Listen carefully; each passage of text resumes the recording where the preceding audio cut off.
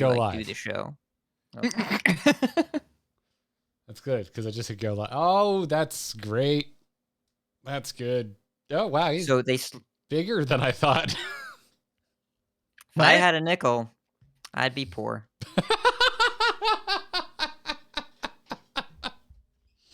Oh, I see. So they slice this up into 5 different cards. And so like the stocks all have actually unique art. Like they all have different art. This is the case with all the Colossal minions. Yes. All of the art was they done sliced them up. as a spread, and then they cut that shit up. Mhm. Because it's awesome. Yeah. I like these a lot. We'll talk about it in the podcast. Nice. We appear to be live. We have levels. Are we live? We are live. Let's see. Grand Arcanum, are we live? I'm assuming. Check 1 2. Hat, say something. Something. I didn't get it, and that means it's working as intended. Oh shit. Great. Vocal recording. Oh shit. Thank you, says Jocelyn. Thank you, Jocelyn, for also testing if I could hear you say "oh shit," which I could in my ear, but not in the recording, and that's exactly how I want it to work. Excellent. I'm glad I could help. What's up, Barson? How you doing? Welcome to the stream. There are one of you. One of you. All one of you. All one of you. I saw Grand Arcanum actually in the chat, like he always, like in the viewer list. Well, the first thing Barson heard was Garrett saying it's bigger than I thought. That, by the way, that is staying in the YouTube export. We're just the whole this is staying in. The whole thing. Well, welcome to the pre-show, YouTube. Enjoy the penis jokes. There's so many. Penises? I know, right? And related jokes. At least 2 in this podcast. I mean, you can't really have one without the other. Kind of. Penises? Yeah. You can't have jokes about a thing without having the thing that you're joking about. I disagree. Really. I'm pretty sure plenty of such jokes are made without such members in attendance. But they do have to exist somewhere. I get where Hat's coming from. There has to be a conceptual penis, which should be the name of this episode. Were I still I was briefly considering bands, cutting this again, be... and now, no, we're back to... We looped around to leaving this in. I want to make a new band just so I can name it Conceptual Penis. Yeah. That first concept album would be, be really something. Jocelyn's favorite, Wes Borland, had a song called Penis Shaped Laser on his solo album. He's wonderful. I do believe that happened. Yes. I'm going to get a drink now. Yep. I'll be right back. It's one of those things you download on Napster because it sounds hilarious, and then you listen to it and you're like, oh, this is like a serious song. And you're like, oh, it's kind of disappointing. I was kind of hoping it would just be. I mean, I guess it is kind of absurd just by its sheer existence, but I was kind of hoping for it to be more of a straightforward joke song. But I mean, what else should I expect from the one and the only Wes Borland? It's hard to write jokes with blackout contacts. As it would turn out. Hey, Mr. Snubbles. How you doing? Welcome to the Phallic Chicken, which is what we call our pre-show. It doesn't have to be, Also, isn't the It is every time chicken organically. Just cock. No, that's a gonna set an explicit warning on this one. Can't say cock? Since when? You can just I don't know if I'd want it. I'm gonna check not for kids. I was about to say it's not like I mean, we've got like a whopping 12 live viewers. It's not like we're gonna lose live viewers. However, Pickly Pickle 69, a really effective name. Welcome, first time chatter. This is first time catching the show live instead of on Spotify. Welcome to our pre-show. It's always like this. It is we are being brand consistent, but I am gonna check not for kids. And Joce, I'm sorry for almost killing you. It's fine. I always check not for kids. I am never appropriate for children. I think Twitch is not for kids. So if you're bringing your kids here, I think you're already kind of failing. Oh, what was I watching? I guess just like parental controls in general have been on my brain now that all those old Marvel Netflix shows are on Disney Plus. I was just like, I can't believe they did it. I can't believe they moved it to Disney Plus. Those shows are violent as hell. But well, that's the plus. Violence is plus. Well, it's Disney and then other stuff. Disney Plus. Sure. I mean, and you think about it, like, Beauty and the Beast, I think, was the first Disney movie that I saw. I think it's a song as old and as it time. ends. Yeah. I get you. Yeah. It ends with a violent mob invading a castle, them fighting a giant beast man, and then the bad guy getting kicked off a building. So, like, there's always been a little bit of violence there. Spoilers for anyone that hasn't seen that movie. Oh, well, Sorry. I mean, if we're going down that, like, that's a tame one. The priest in Hunchback of Notre Dame still gives me nightmares. That dude's scary. Yeah. I remember being a kid watching his, like, Hellfire song, just being like, this is the scariest shit I've ever seen. The scariest shit I'd seen since E.T. E.T. scared the crap out of me when I was a kid. I'm trying PG to hit remember. different back then. Yeah. I'm trying to If remember if any of PG-13 like didn't the Disney exist. movies ever like scared me. I remember being extremely sad when Mufasa died. Spoiler alert.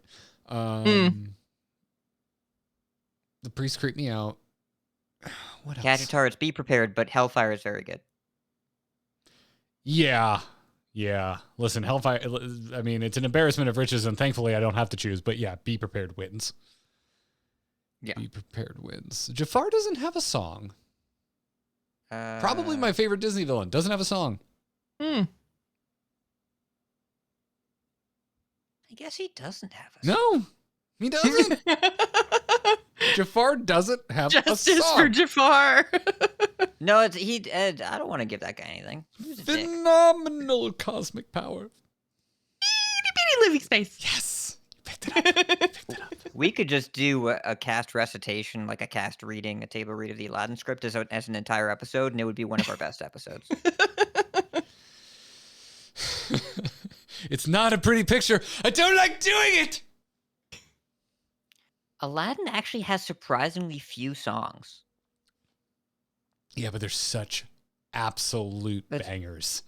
It's the best Disney movie. We're agree. not here to talk negatively about Aladdin. Just I'm looking at the soundtrack, and there's a lot of these that are just like the score. It's also an amazing score. Yeah, though I believe that Jafar does the Prince Ali reprise, right? Is the evil version? Yeah, I guess so.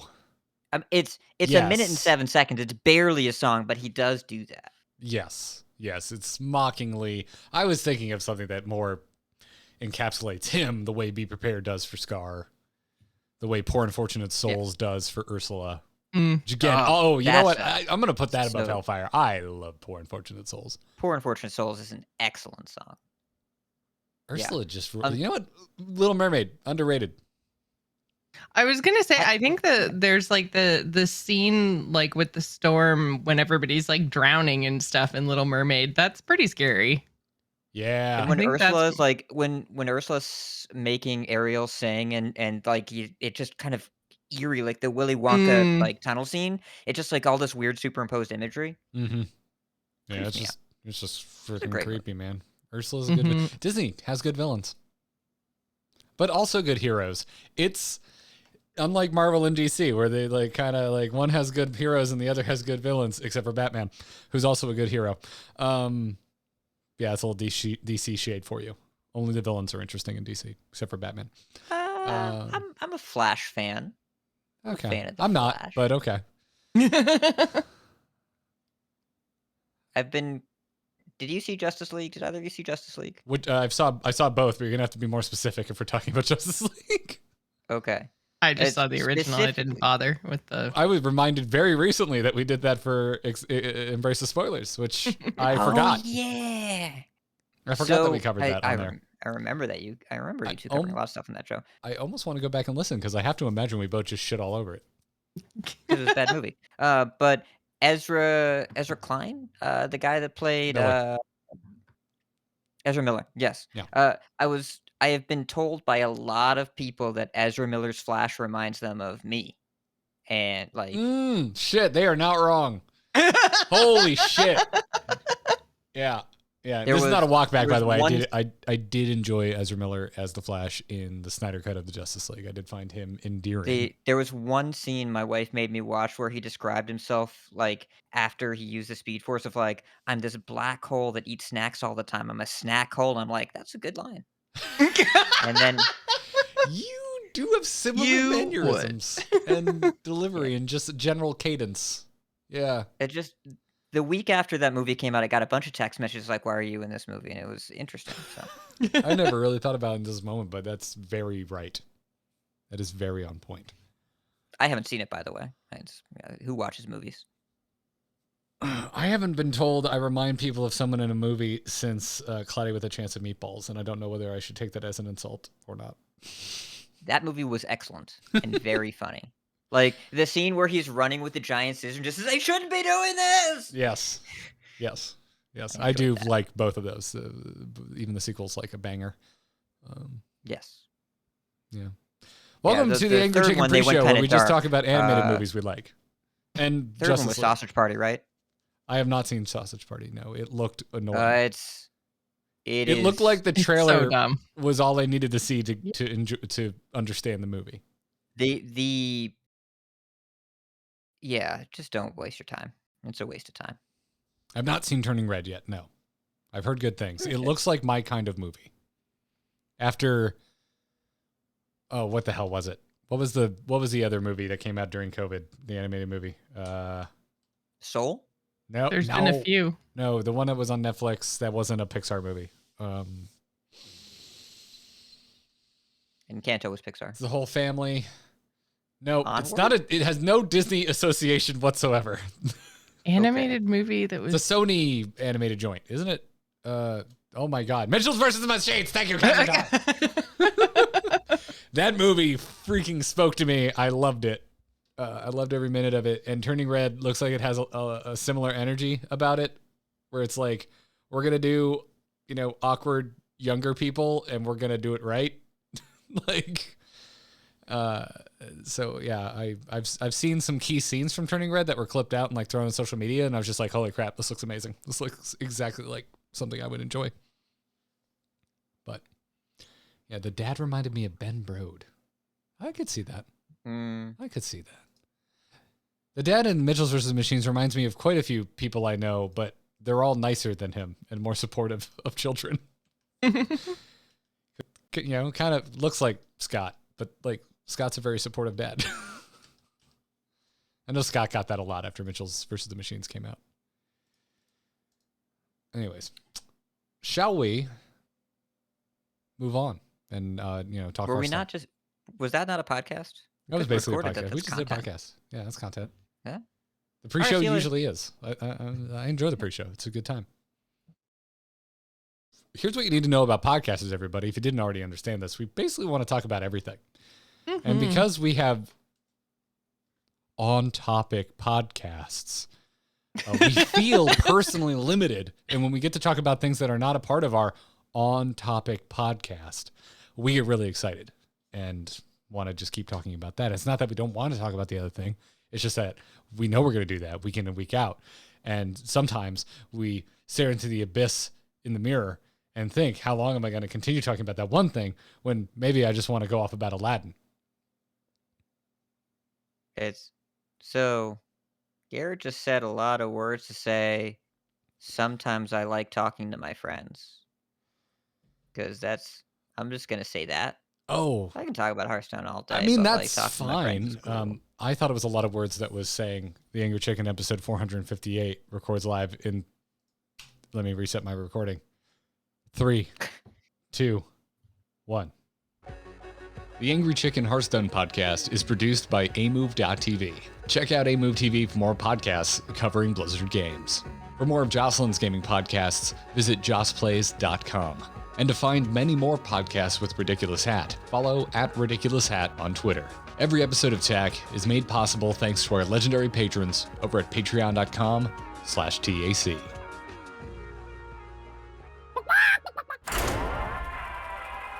Time's up. Let's do this.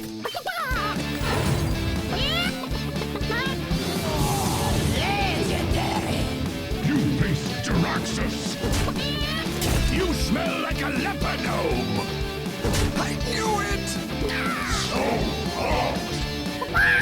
A podcast about Hearthstone and Battlegrounds. This is The Angry Chicken!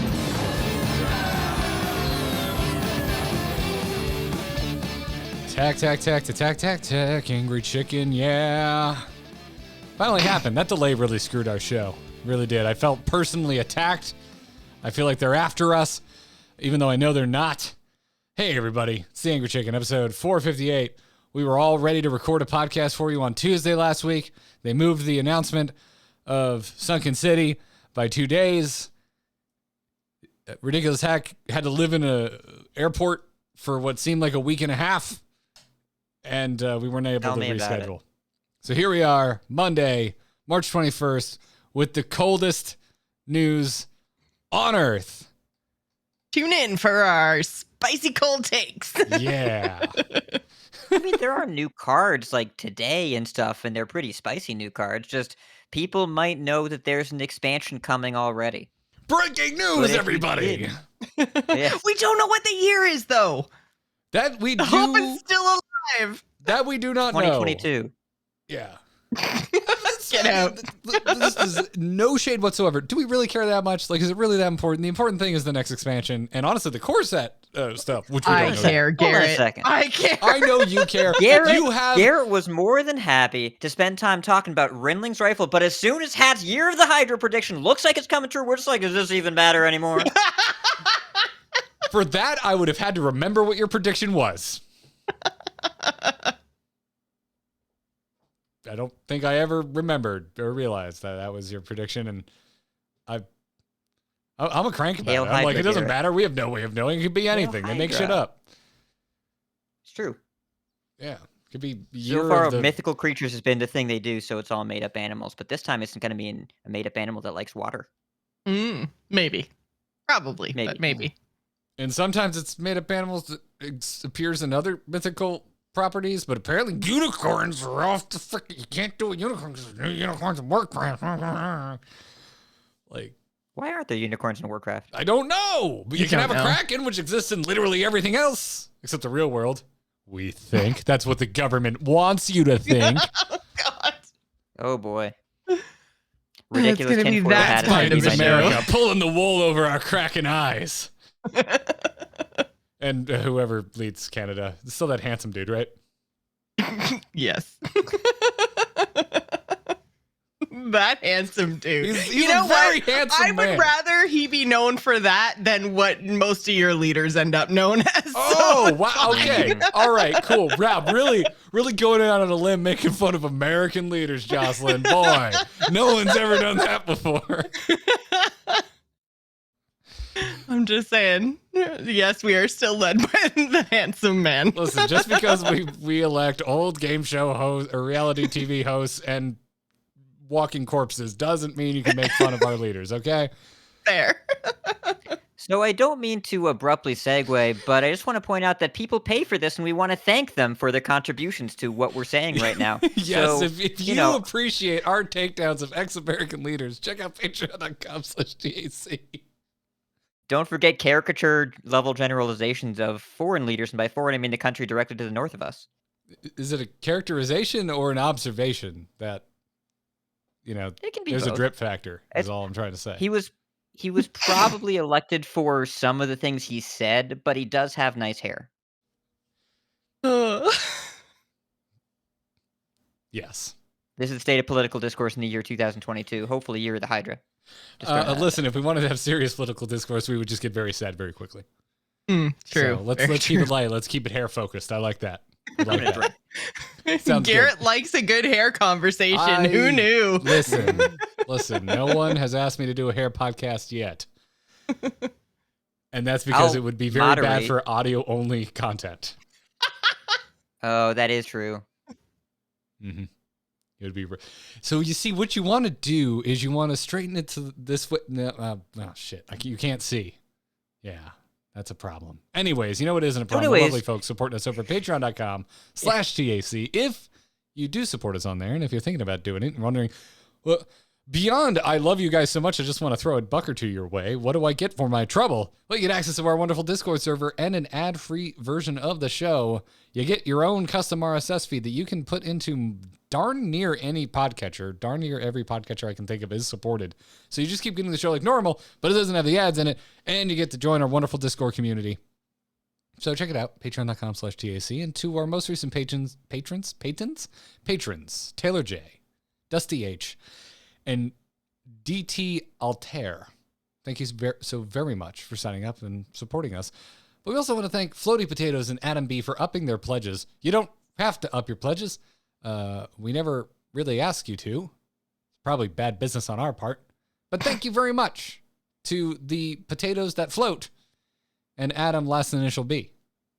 We appreciate you. I thought you were going to say the atoms that be. Oh, that would have been better. That would have been better. I'm here to help. Yeah. So thank you for your support. Thank you, Joce. It's good stuff. It's good stuff. You know what else is good stuff? Stuff that is a stretch to say is news, but let's get to it. Good news, everyone! Voyage to the Sunken City is the next Hearthstone expansion coming out on April 12th. It's right around the flippin' corner, though a little further out than the rate at which cards are being revealed. They seem to be coming at us pretty quickly. I feel like I blinked and then we had half the set already. Yeah. When they do the arena streams, I think it was Redbeard and Dreadbeards. I just made that up. That's a thing. It's not a thing, but it should be a thing. They get a bunch of commons that they review together, so we get these like 10 card dumps of a bunch of commons. Except commons can be just as relevant to constructed, but the flashy cards are the ones that are coming out first usually. And we've seen a lot of the marquee mechanic legendary cycle. We've seen a lot of those already. The main reason I think they led with those is because they're cool as hell. And so, I'm glad they're doing that. Awesome.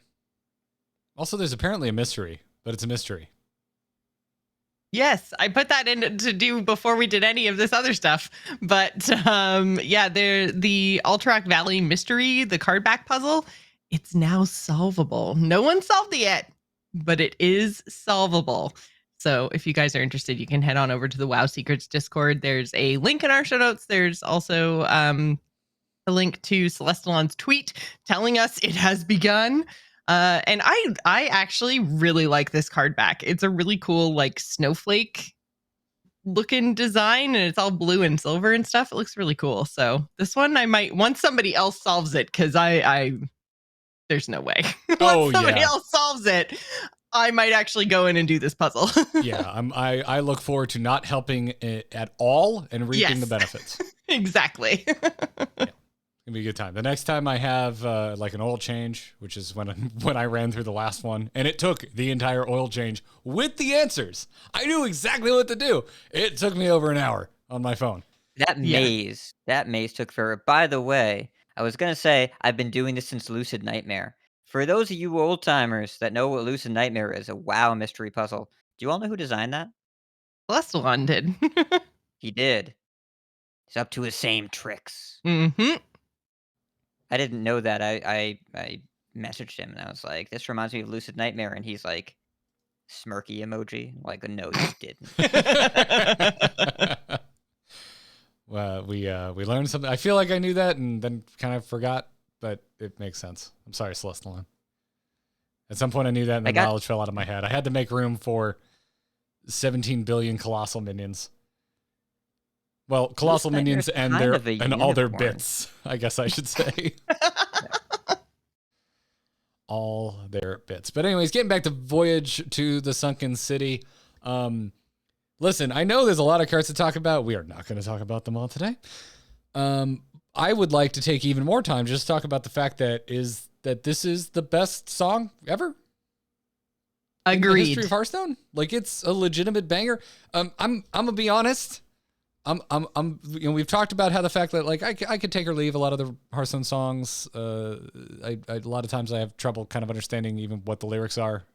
We've talked about this before. The mix is, I think, is a little bit strange. The Nixie one was great. I think it was one of the best mixed ones ever, and really captured that Disney flair that I'd like from Hearthstone songs. But they're kind of becoming like card backs. We've had a lot of them.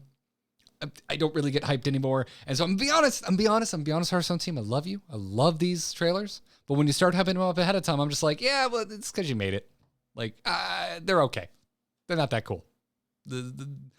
So this time when the hype started, like the announcement got delayed 2 days, and all the hype, everyone I follow from the Hearthstone team is like, y'all, you are not ready for this song. And I'm like, okay, you do this every time. And then I see it, and I'm like, oh, cool. It's another vaguely Disney themed like song. Yeah, we've been here before. They're very cool. They're very well done. I've been here. No, you were right. The hype was actually like 100% accurate. I was not ready for this.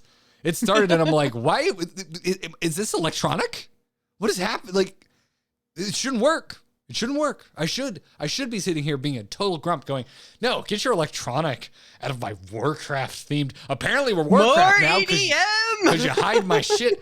My announcements in your Warcraft blog post. We're Warcraft now. I should be mad. I should be like, no electronic in my Warcraft, but it's the best stuff they've ever done for a trailer. It's so good. It's so good. It's so good. I showed it to Katie. I can't remember the last time I was like, Katie, you have to see this when it comes to a Hearthstone trailer. Funny enough, I think it was actually the last one that Finley was in because she loves Finley.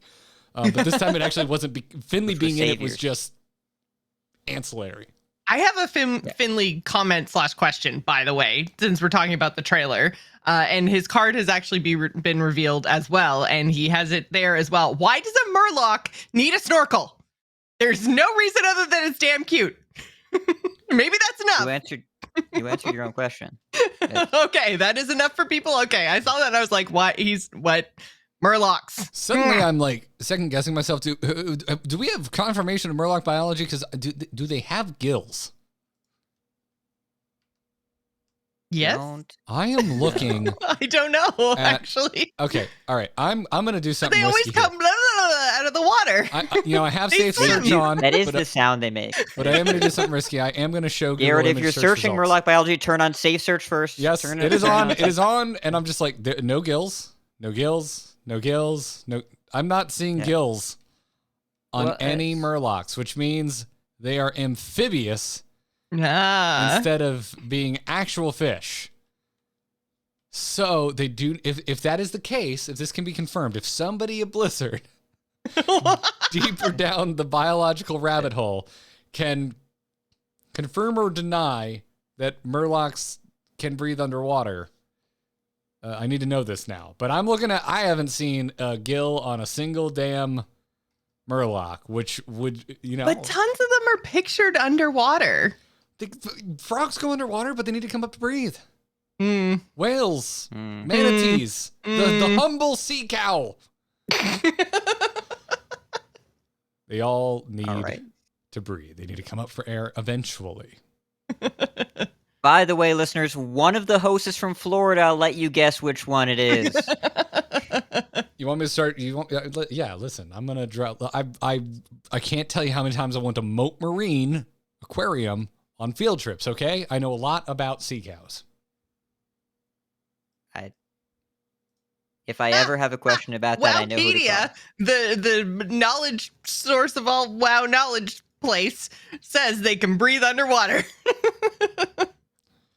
Okay. They're fish people. For some reason, you two have frozen on my OBS, and I don't know why. That face of mine is not the most flattering I've ever seen. I'm just gonna sidebar here and talk about it because I don't know how else to handle this. I was told to start using OBS, which I did, and you're not frozen in Zoom. Y'all are moving just fine. It is just a capture. Has this ever happened to anyone? Does anyone know how to fix this?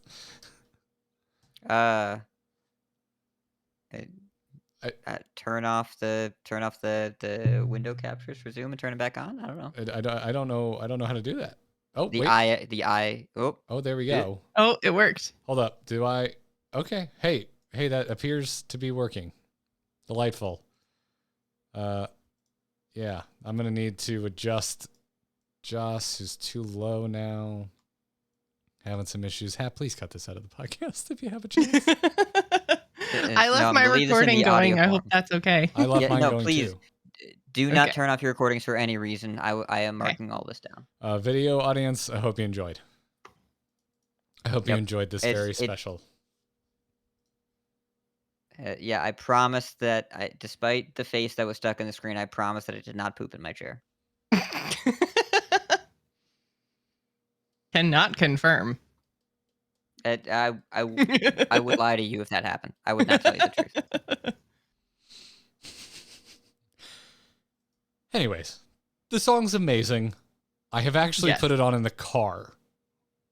Which if Celestalon was directing a video for a trailer, it would be what we got. It would be exactly what we got. It was so EDM-ish, ravey kind of vibes. I really loved a lot of the visual design. Felt like it was dictated by the song for the first time ever. Like the way they had the waves be the audio waves. I understand that they spent a lot of time looking at a digital audio setup, but I thought it was really cool how they visualized all the different audio stuff that was going on. When the wavy thingy turned into like the caverns, that was so cool. Yeah, it was rad. I definitely did the Leonardo point gif. Like, I understand that reference. That's clever. Yep, I get that. And then the lasers look like a laser light show that would be at an EDM festival. I don't even like EDM, but I loved everything about this. This is great. I don't actively dislike it. It's just not like a genre of music I typically would put on. I love it. yeah, I know. But this is just so absolutely well executed, and it just it was good. It was good. It was really cool to be properly surprised by a Hearthstone trailer just from the vibe of it. Just we could have sat here and talked about what we think the trailer is going to be for days, and I never would have landed on Purple EDM Laser Light Show Fest. Wouldn't have happened. Maybe Purple because Celestalon still works on the Hearthstone team, but that's about as far as they've had a couple creative ones. I think if we're going back to the archetypical Saturday morning cartoon trailer sort of thing, I'm still looking at Saviors as kind of the pinnacle of that format. But they tried some different stuff. Onyxia's Lair is definitely more back to the Disney stuff that they did with Whispers, but I think really, really well done. Even more so than Whispers, which I loved at the time, still do. And then you look at things like Madness of the Darkmoon Fair was definitely more of a Tim Burton-y kind of vibe that they haven't done before. They do the creepy ones every so often. But Witchwood was nice and all, but I really like the music box kind of thing they went for with Madness. But Garrett, you're right. I remember I saw the DoD one at BlizzCon, and sure, Flash Gordon-esque, but I didn't know what they were saying. They said a lot of things. I didn't know any of it. All I knew was dragons. I got dragons. I was like, yeah, I can see that. I can see the dragons. They're right there and there and there and there and there. But this definitely felt different from what they've done before. Yeah, and my micro gripes about the mix, whatever. It just comes down to they kind of became known quantities, and this is such a departure, and for me it was such an absolute perfect landing. They really stuck it. This was such a clear vision, and it was so well executed. I'm gonna stop gushing about it now, but team behind it, everyone that was involved, whoever pitched it, made it, concept, it was wonderful. It was a really good creative piece. I really enjoyed it. I think I liked it a lot for the reason chat room right now, Karen Ed's pointing out, is that you don't even really notice it necessarily. Some of the other songs have almost even detracted from the visuals, but this was they just went together so well. It almost blended into the background, but not in a bad way. And I find that sometimes I'm so focused on the song I can't get into it, if that makes sense.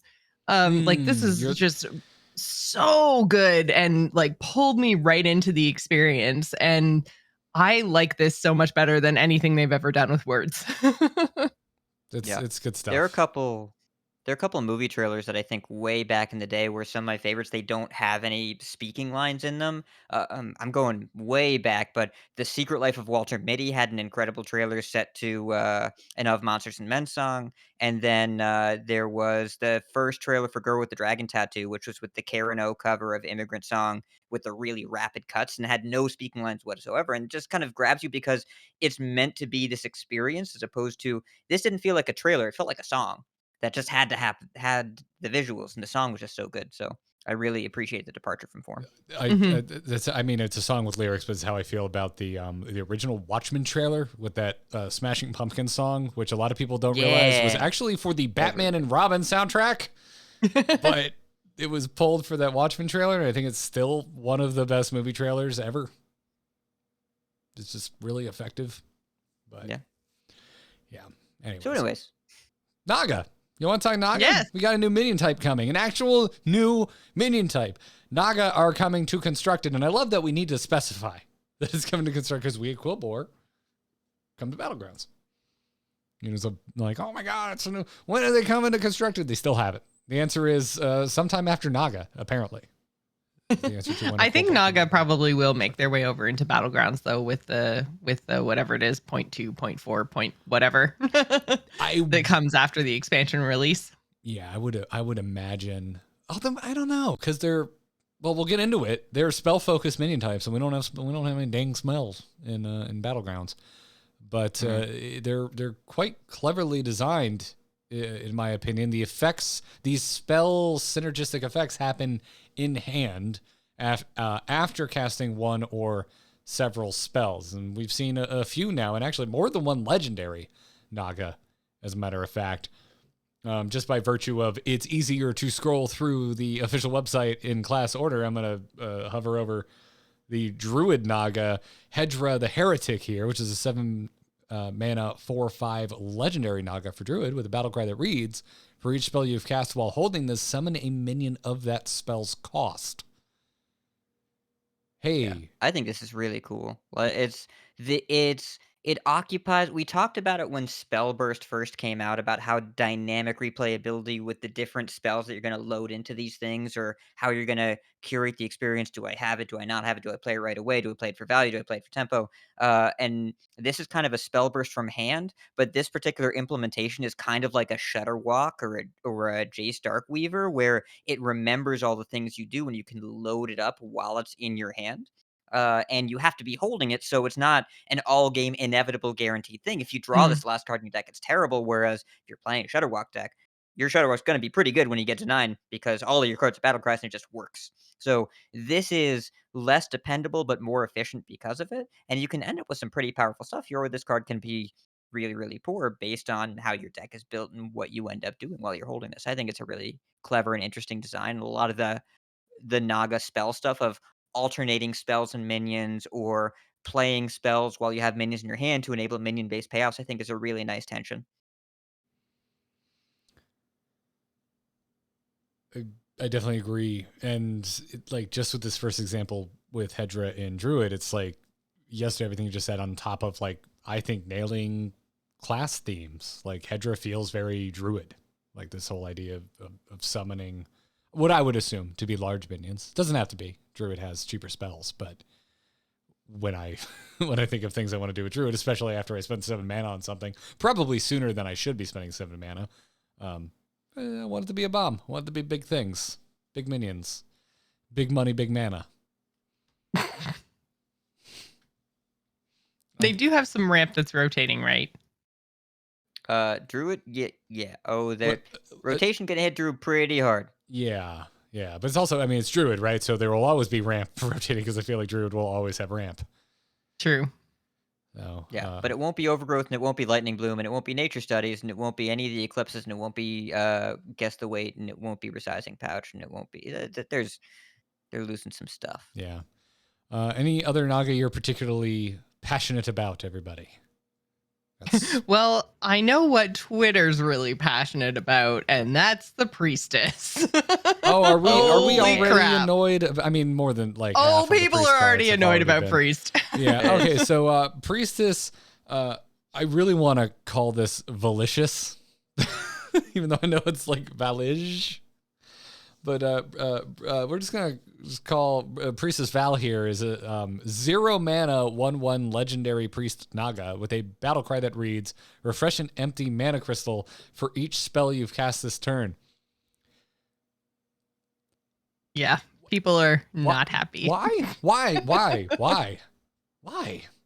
Well, I So- mean, part of Miracle Priest is rotating though, right? The all of it, basically. Yeah. We're losing Are all of their Sethic, spells rotating? Nazmani, Palm Reading, Renew, and Insight, which are all very important cards. And at the same time, after a year where we had a lot of very powerful combo from hand decks and a lot of very powerful mana cheating, people seeing a card that says 0 mana, gain a bunch of mana, if their initial reaction is to be concerned, that speaks to me. I understand that reaction. I think it's a reasonable reaction. I This card hate is 0 not mana cards. I hate them. Well documented. Now, this card isn't. I don't think this card is going to be the thing that people are scared of. It is going to end up in a couple Trolldom clips, but I don't know. Garrett, what's your first reaction here? What's the vibe that you're thinking? Who 'Cause the you hell seem less thought this concerned. was a good idea? Is my first reaction. Okay. So that's the reaction I've been seeing, and sounds like Josh's been seeing too. Mm-hmm. It's terrifying. I'm just constantly afraid of Priest. I think, just inherently, I don't like what Priest does, especially like kind of modern Priest. I realized I got on the Res Priest bandwagon right before it died, but everything since then, I just haven't liked what they've been doing. I kind of liked it when they were a more like weird, slow underdog with healing effects. That kind of played mid-range decks, and we've just gotten away from that. Hey, here I am, Garrett, saying I like mid-range decks on the Angry Chicken. Things are consistent. But yeah, this to me screams priest shenanigans will never end. Yeah, It's So- definitely shenanigan enabling potentially. So I want to walk through a couple of reasons why I do think there's some reasonable fear here. First of all, 0 mana gain a bunch of mana. Obviously, there's some downside there. If you look at a couple other priest cards that have been revealed in this set, Switcheroo and Handmaiden. Handmaiden is another Naga. We should talk about it since we're in the Naga section. 3 mana, 3/2. Battlecry. If you've cast 3 spells while holding this, draw 3 cards. That's a bunch of cards. And how am I it going to cares about consistently casting. cast 3 spells unless I get to refresh mana every time I cast spells? Yeah, well, not every time. It's one Well, time. and it's while you're holding it, right? So it doesn't even Yeah, have to be doesn't have to be all at in once. one turn. Yeah. Yep, you can load it up over multiple turns, and then when it's glowing yellow, then you go in. And then there's also Switcheroo, which is 3 mana, draw 2 minions, swap their stats. So if your 0 mana minion gets big, that can be a little spooky. However, I am gonna Yeah. So if Yeah. Priestess is the only thing in your deck and like a 12/12 or something, and then you go, haha, 0 mana 12/12. that would be good if that's. I don't know if that's a possible or likely thing. I bet it'll be in Yeah. day one. I bet we'll see some Trolldom videos. However, I am going to attempt to pump the brakes on the fear a little bit because everyone, I understand where you're coming from. However, I have a smaller point and then a larger point. The smaller point is refresh is not add. Very, very important. Refresh an empty mana crystal. You have to start your turn with something you want to do. You have to play a bunch of spells first. You have to be late enough in the game that getting those crystals back matters and that you have them to get back. Then you have to do something else after. You get to cast things twice, but you don't ever get to skip ahead. You get to have basically 2 turns back to back, but you don't ever get to skip ahead to a later turn and have it earlier. The second thing is, what Priest is going to do with this, Priest spells going into this year are pretty not great. Now, I'm sure there is support for this. We've seen half of the Priest cards and none of the core set, and we've gotten some tantalizing tweets from Blizzard employees hyping up where Priest is going. I'm sure there's going to be something going on here that we care about. However, and I know this is not what everyone wants to hear, we've had a lot of combo decks this year with a bunch of free mana cheat, except they all killed you. The rogue just gained or cheated a bunch of mana and then killed you. The DH just gained or cheated a bunch of mana and then killed you. Priest, the only thing they have right now to kill you with is Bless, which means they started the turn with a minion. If the way that we're going is that a combo deck requires a priest deck to play a bunch of spells while starting a turn with a minion and get to the late game in order for their spells to do anything. I think that's kind of where you want to be game-wise, where instead of Druid cheating all this mana, instead of Rogue cheating all this mana, instead of Demon Hunter cheating all this mana, Priest can have a turn here. This gains you as much mana as Palm Reading most of the time, because Palm Reading already gives you a mana for each spell you want to play. It takes the mana off the spells, except without the card draw here.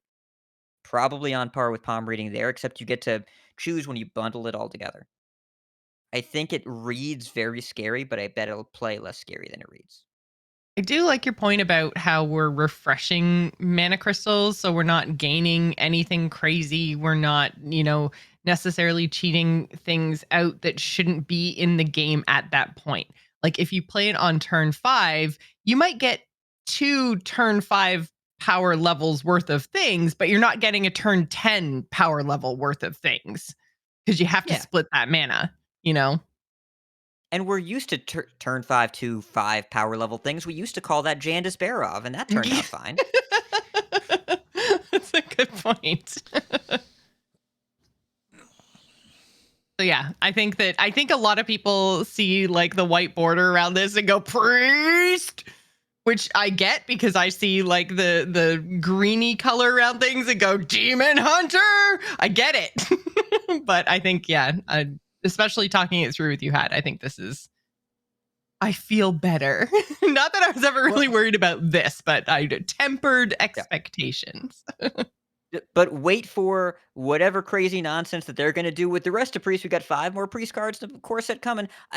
And to be clear, you're going to see a Trollden video the first week of the expansion where someone plays this and wins and the streamer stands up from their chair and walks away. That's going to happen because it's going to look crazy when it works, but it's going to work on like turn 10 with a handful of spells against a slow deck on day 1. It's not going to work against Face Hunter. So this is going to look insane when you see it, but it's coming along for the ride with something else that's powerful that requires time to set up. I think at some point in the next 2 years, possibly multiple points in the next 2 years, this will be the bane of a meta. And will not just be... There will be a deck with this in it that is the bane of a meta. I'm not sure if it'll be because of this, but this will be there. If banks are getting robbed, this is the getaway driver. Not saying it's their fault, but I'm saying they're making it worse. If you get away with the crime, the getaway driver was a pretty important piece of that crime. But they didn't go in the bank.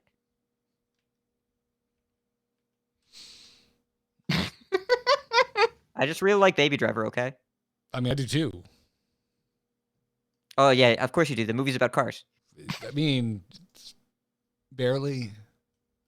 That opening scene, though. We're talking about movies again. Keep going. Go. Although the WRX drives like a rear-wheel drive car and it's an all-wheel drive, it makes no sense. Anyways, hey, speaking of things that don't make sense, we have a sponsor today. I don't know. That was a terrible segue. That was awful. We've already cast out why our patrons are paying while us. shopping online. Better. That's what doesn't make sense. Luckily, today's episode is sponsored by Honey. Thanks to Honey, manually searching for coupon codes is a thing of the past. You don't need to go to your redacted search engine of choice and type in this store plus coupon codes and then copy paste. Like, nope, that didn't work. Copy paste. Nope, that didn't work. Copy paste. Nope, that didn't work. And in 3 minutes, you will never get back from your life that you could have made using making pizza pockets that maybe you saved money buying on. It's a shame. It's a shame. But hey, if you haven't heard of Honey, which I would be legitimately surprised about because we are sponsored by them and I do legitimately use the living heck out of this browser extension. It's the free shopping tool that scours the internet for promo codes and applies the best one it finds to your cart. I am coming up on that time of the year where I whine on Twitter a lot because Katie's got to go travel for work. But that also means I'm going to order pizza. Because I'll be damned if I'm going to make food that only I eat. I'm not going to put effort in. I'm going to go online, order a pizza. And before Honey, I used to have to go look for those coupon codes, but no more. Now, when I order my pizza, it goes, hey, we found some codes for this website. You want me to try them? I'll just go, yeah, honey, thanks. That's really thoughtful of you. And it starts just cycling through the codes. And like the last multiple times Katie traveled, which was a while ago, but I was using honey. It was like, hey, here's, I think last time I got like $2 off on a pizza. It was wonderful.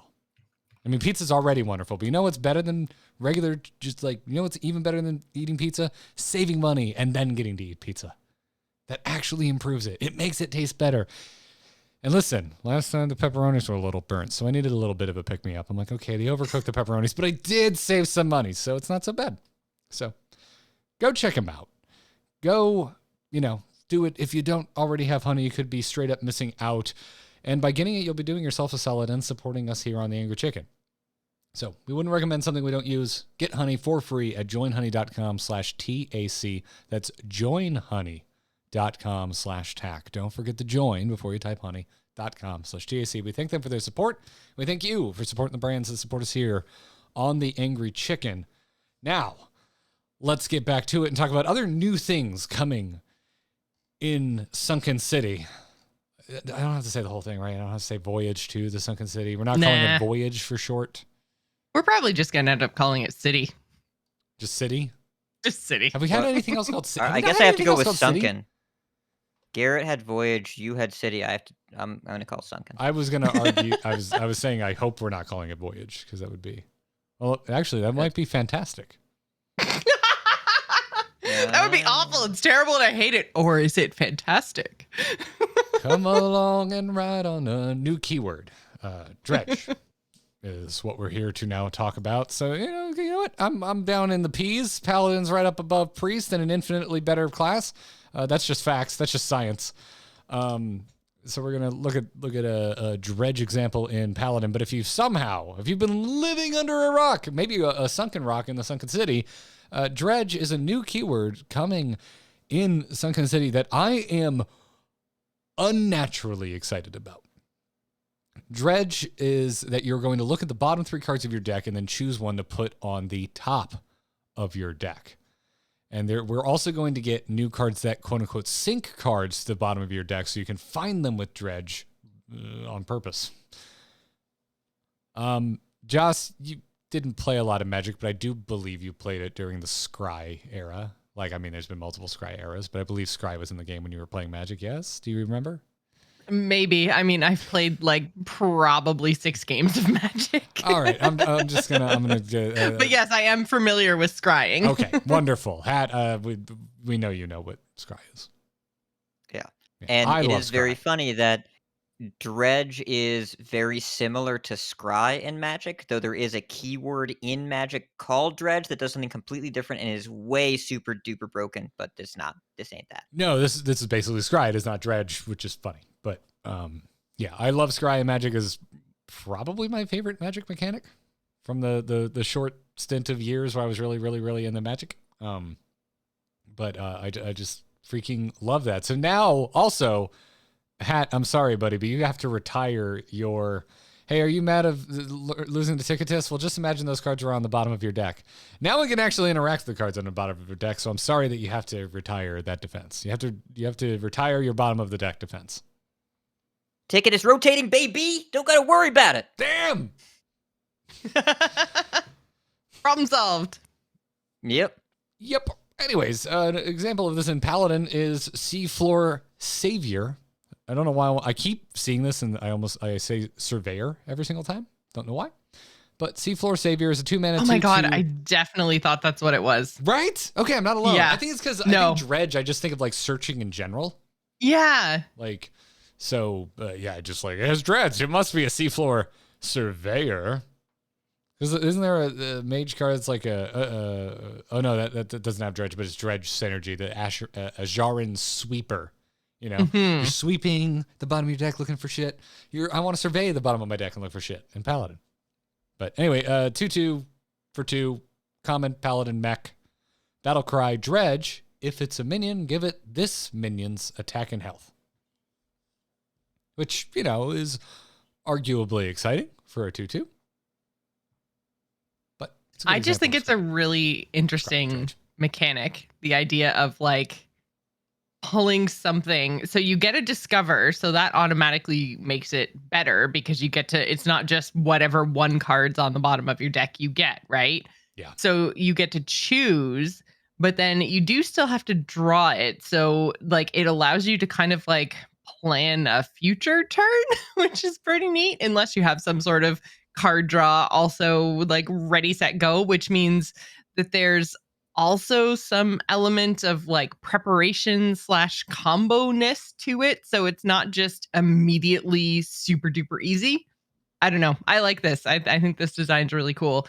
It requires some setup, which I think is good. I think if you've been a lifelong shaman player and you're used to calculating your mana for the next turn based on a variety of factors, that this is just going to be like second nature to you. You're going to be like, oh, cool. Like it can help smooth out the curve, depending, right? Like Seafloor Savior might like kind of wreck you, like especially for the curve component of it, because you might be like, yeah, going in turn 5, and I have a 2/2 because it's a minion that got dredged by Seafloor Savior and is now a 2/2. So your mileage may vary depending on how like what other effects are baked in with the dredge. But So we also I think the phrasing is confusing here. Give it doesn't mean replace; it means add. So it's my bad. whatever It's like you a dredge buff. up is going to Yeah, get. it's a buff. Yeah, never it's mind. going to get +2/+2 unless you make this larger. If you hand buff this, then it gives more. But it's inherently look for whatever, and then if you find a minion, then it gets +2/+2 unless this is bigger. But it's confusing. Give it is. I This is guess the set so it would far say copy of this ambiguous minion's text. attack and health Yeah. in another. Okay, so, okay, gotcha. But this set is where you can tell they're getting more complicated with a lot of the text, and they're expanding a lot of things. I've seen a lot of confusion already around some of the language choices on these cards, and I think that's going to continue. It's Hearthstone. The language has been confusing since the beginning because they refuse to standardize it. But now it's confusing and complicated. Yes. Yay! Yay! Yeah. Also, whenever you're ready for me to talk about shuffling or not shuffling, then you just say the word because it's going to come up a lot this expansion. Well, why don't we just talk about it now then? Because I mean, I think we're talking about what's at the bottom of our decks. It's a good time to have the discussion. I know it was asked over in the Angry Chicken Discord, which you can join if you become a patron over at patreon.com/tack. Hat, why don't you tell us about shuffling decks? If you want to know what a professional podcaster sounds like, there's one right there. That was a free ad read for our own product. Very impressed. So here's the thing about shuffling. It's gonna sound dumber than it is, but like as simple as it gets. It's, if a card says the word shuffle on it, then the deck is shuffled, and if it doesn't, then it isn't. This hasn't always worked this way. The big exception in the past has been tradable, which used to shuffle and then they made it not do that anymore, which was confusing at the time. We thought it was a Garrett nerf. It turns out it was to set up for this mechanic because what people were going to do is dredge and then tradable and expect to draw the card they dredged. And under the old way, they would have drawn a random card, which would have felt really not correct. It would have Yes. felt wrong. The team agreed, so they changed it. So if a card says shuffle on it, like if you think about if you played back in the day with Lore Keeper Polkelt right when it came out against Bomb Warrior, you would play Polkelt and then they would attack with a Wrench Caliber. It says shuffle a bomb in, and then you would draw a card that wasn't the most expensive card in your deck and also possibly literally blew up in your face. And you would say that isn't what I wanted. So you would end up with Garrett. I see you in pain over there, and it brings me joy. It's you would have your deck reshuffled because Wrench Caliber said shuffle. If you saw Spirit Jailer, which shuffled into 2 Soul Fragments, said shuffle, you would reorder your deck. So you couldn't play Soul Fragments in a deck with Polkelt. Dredge does not do that. Putting a card, anytime you see a card that says put this card in the bottom, does not reorder your deck. Put this card in the top, does not reorder your deck. Tradable does not reorder your deck. Tradable inserts it in a random position except the top spot. Anything that puts it on the bottom puts it in the bottom spot. And that's what makes Dredge really interesting. Like you said, Josh, the setup situation, even more so than I think people realize. When you dredge the first time in a game, you're going to see cards 28, 29, and 30. Pick one.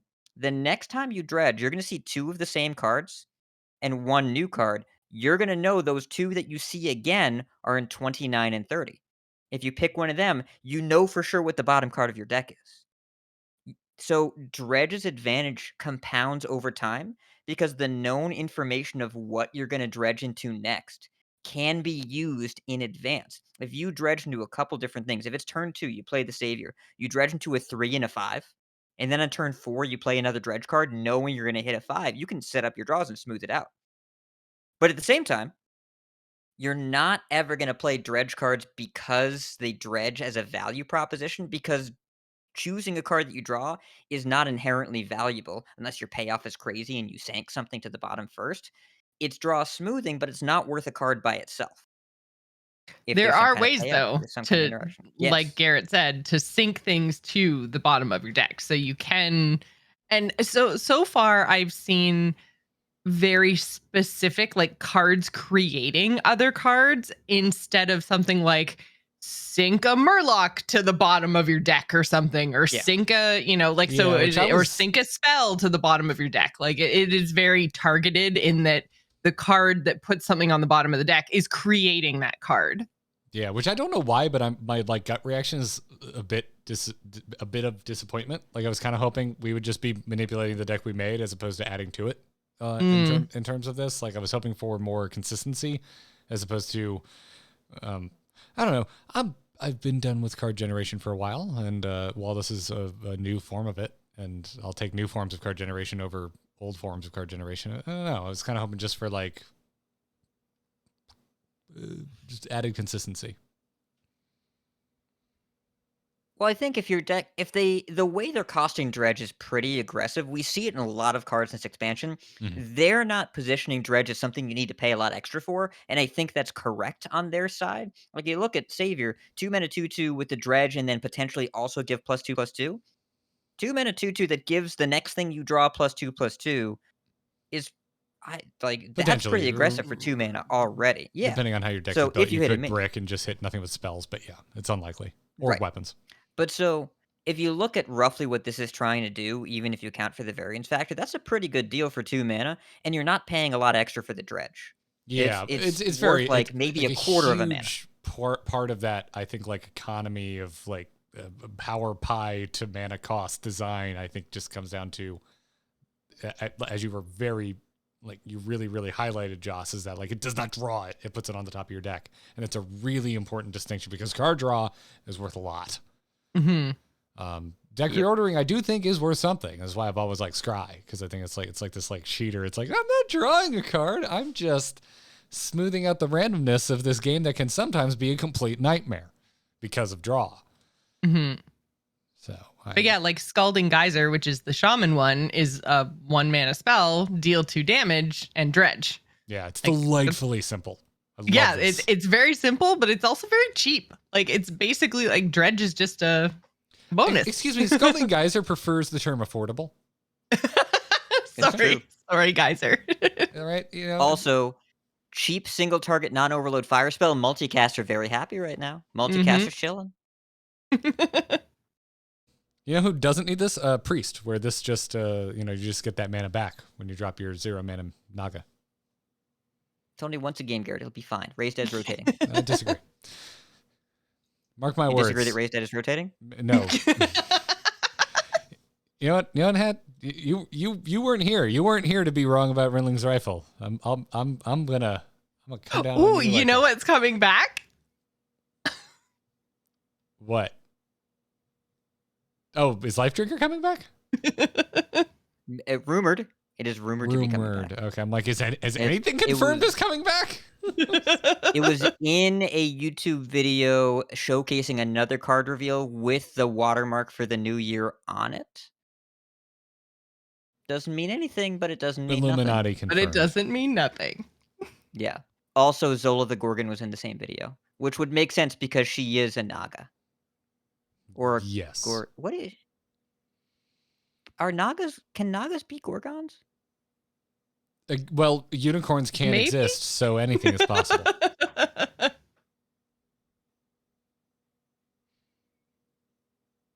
I'm gonna Google this later. Anyway, I'm going. reasonably excited for a Murloc Dredge Warlock card because I want Murloc Warlock, and the fact that we've got Bloodscent Vilefin, which has a battle cry Dredge. If it's a Murloc, changes its cost to health instead of mana. Like, yes.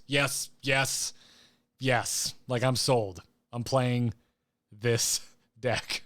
And if these are the only 2 Murlocs, this and Gigafen, it doesn't matter. This is my day 1 deck. I am going to be a Murloc Warlock again. can't stop me.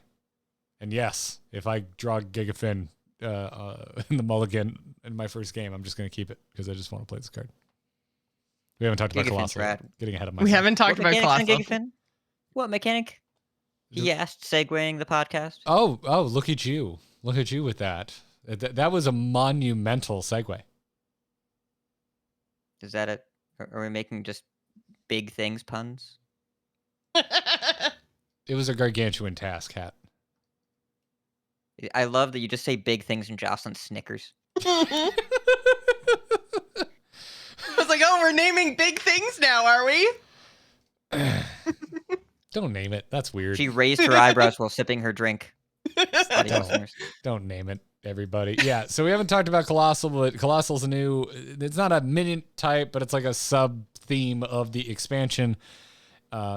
Colossal minions, or minions with the Colossal keyword, come with extra appendages, which take the form of extra minions that synergize with their main body in powerful ways. And what's really important about this is that these quote-unquote appendages, which I can't believe Joce hasn't snickered yet, these appendages are summoned with the main body even if the Colossal minion wasn't played from hand, which I think is a really cool addition. It's a departure from basically anything we've seen before in terms of how minions work in Hearthstone. Like, if you've ever summoned anything with a battle cry that summons more things, those more things don't come.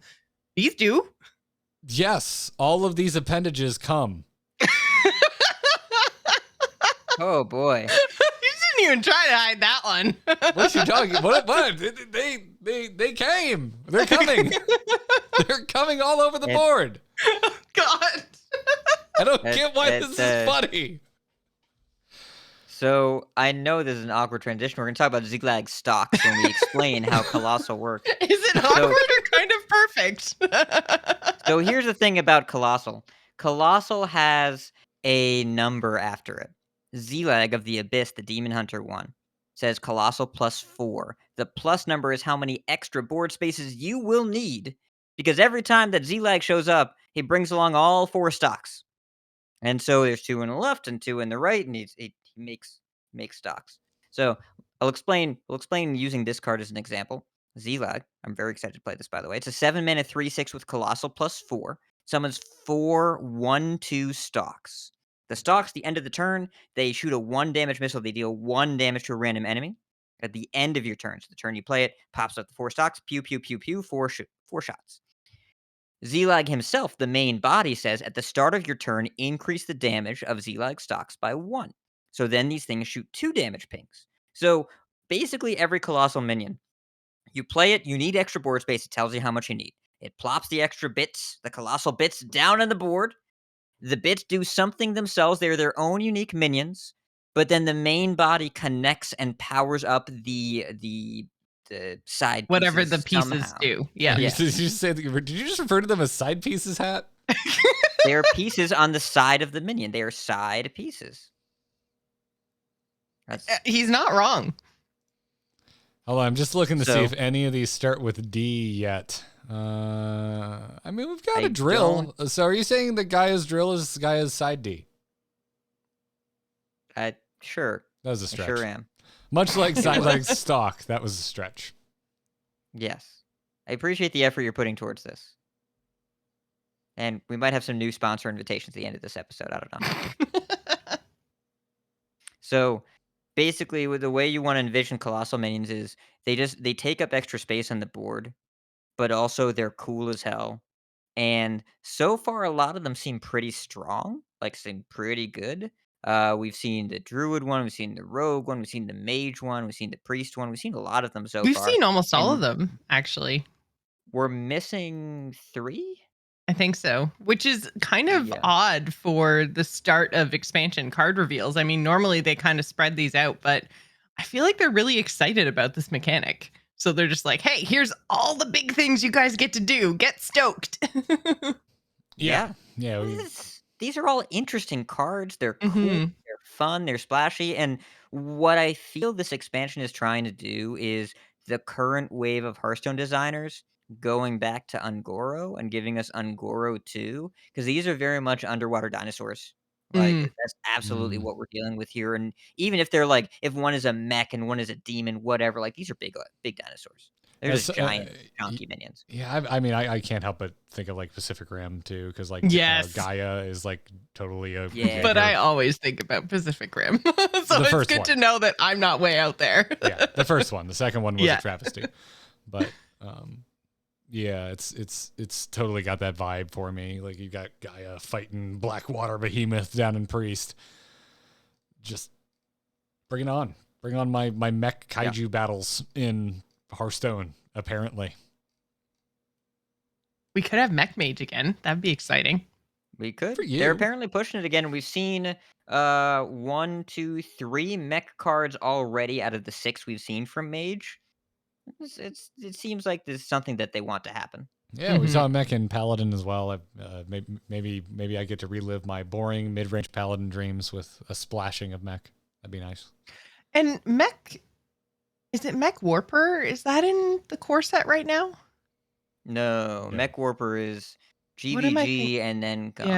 Yeah. Galvanizer maybe, but I don't think that's core set either. Yeah. I thought that there could was be. A couple mech one. cards. Yeah, I thought there I was feel like one it's Gorilla specific Bot, mech but I'm card not sure if that's true. that I was thinking of that's in core right now. And I mean, they could bring back Mech Warper. Who knows? Do you dream of GVG coming to Classic? Is that what's going on?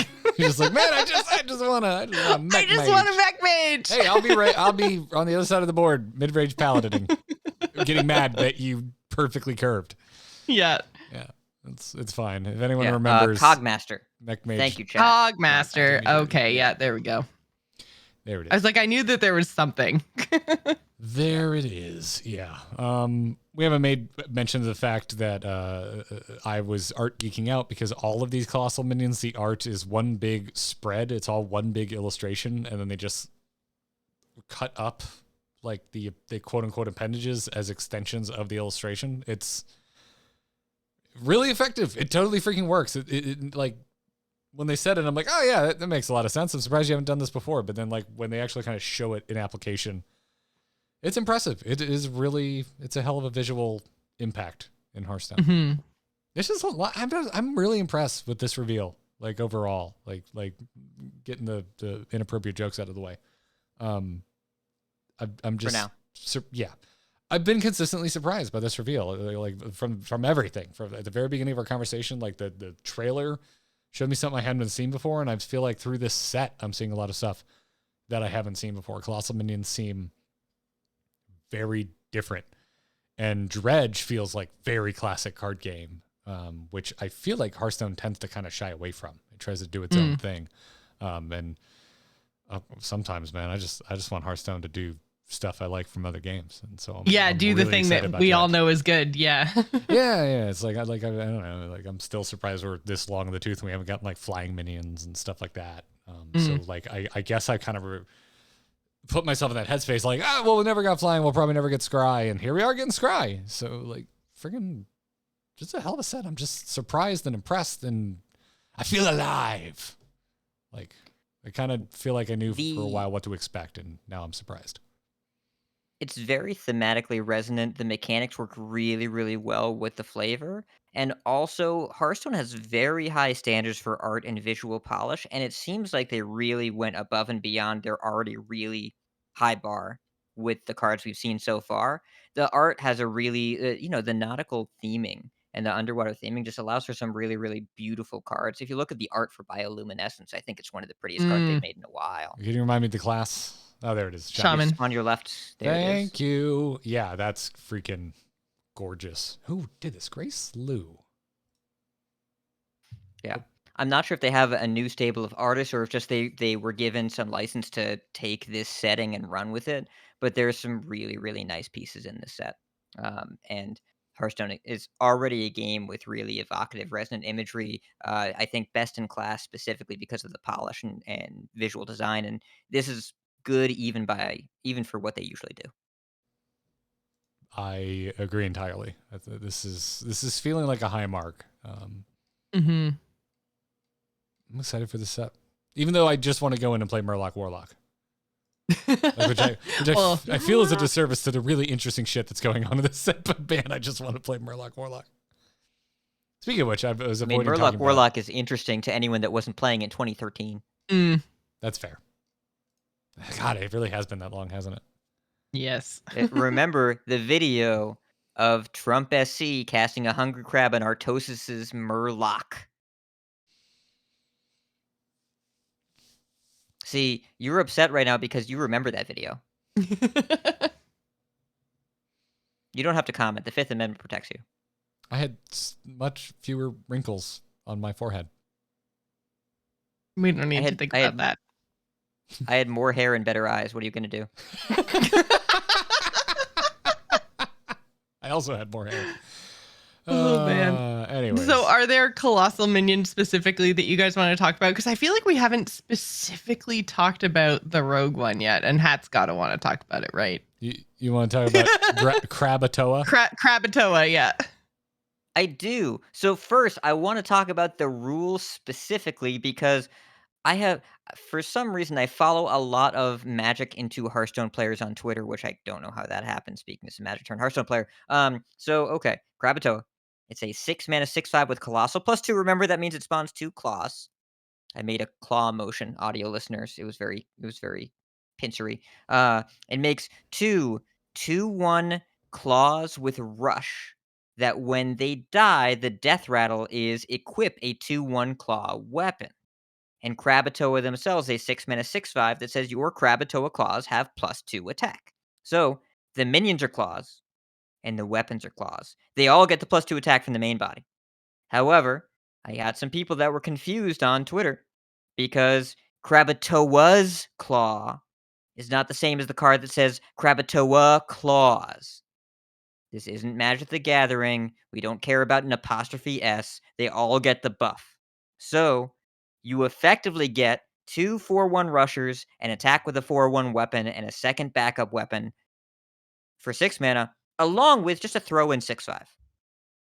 So assuming that your second, well, because they're 4/1s, right? So if you rush them in, they're gonna die. So yes. It's not quite the same as having a 4/2 weapon or 2 4/1 weapons. Like technically you get them, but you have to be very careful with your attack and your ordering and your everything else. Oh yeah, Don't accidentally overwrite your 4/1 with the other 4/1 before you attack. Is my point. Hidden text on Krabatoa is sequenced correctly. Yes.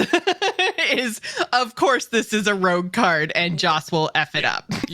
One claw in, then you attack with your claw, then you second claw then you in, rush the second one then and get your leftover claws. I don't know about you, but Crab is very filling, said no one ever. I got to take my leftover crab and save it for next turn.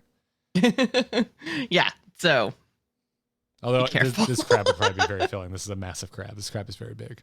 Yep.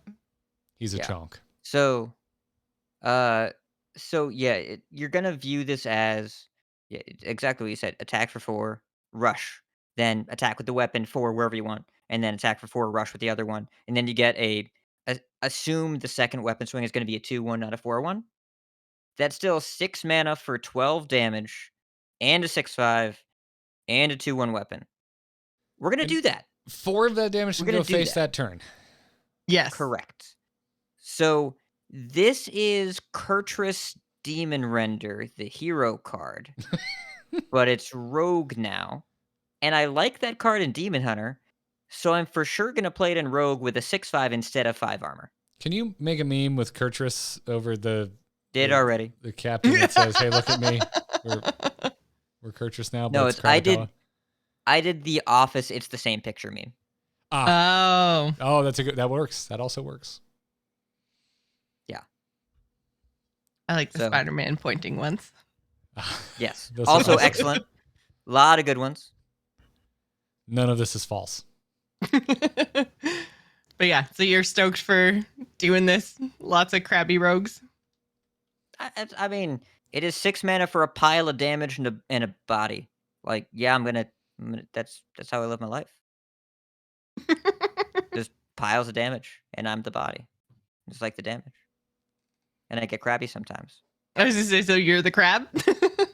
Today I was. I didn't sleep very much last night. Played too much Elden Ring. Aw. I'm sorry. I had to click on Nelly just to look at the flavor text. How do you write a card or how do you name a card Nelly that is a water-based monster and not make some sort of joke about going down, down, baby?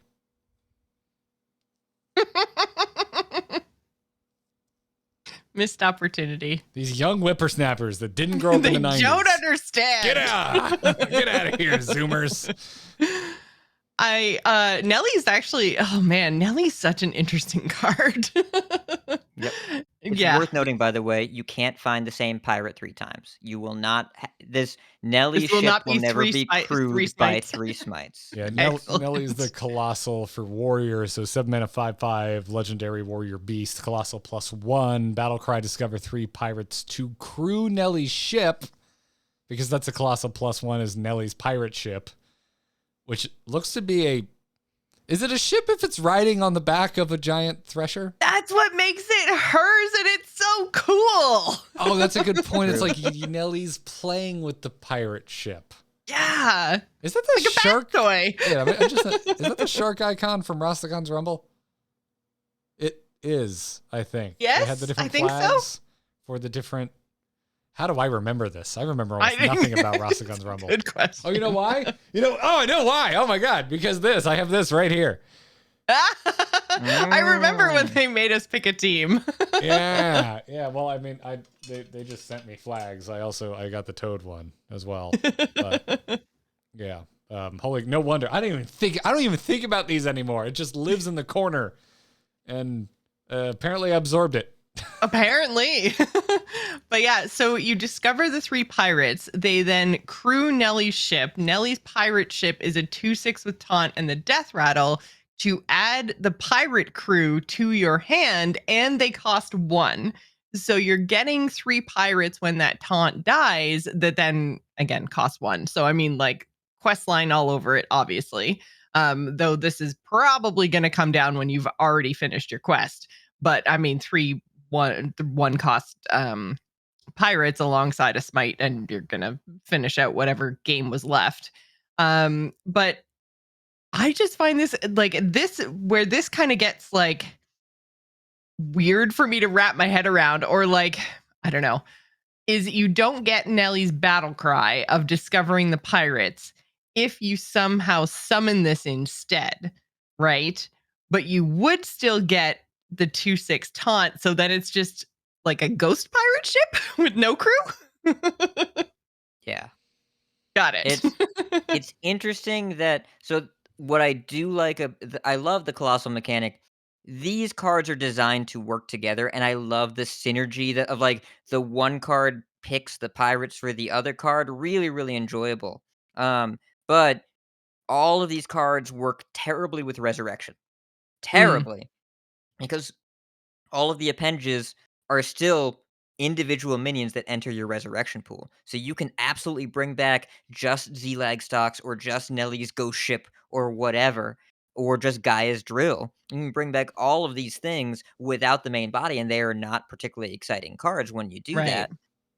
But also, res mechanics can go die in a fire, so whatever. I don't know.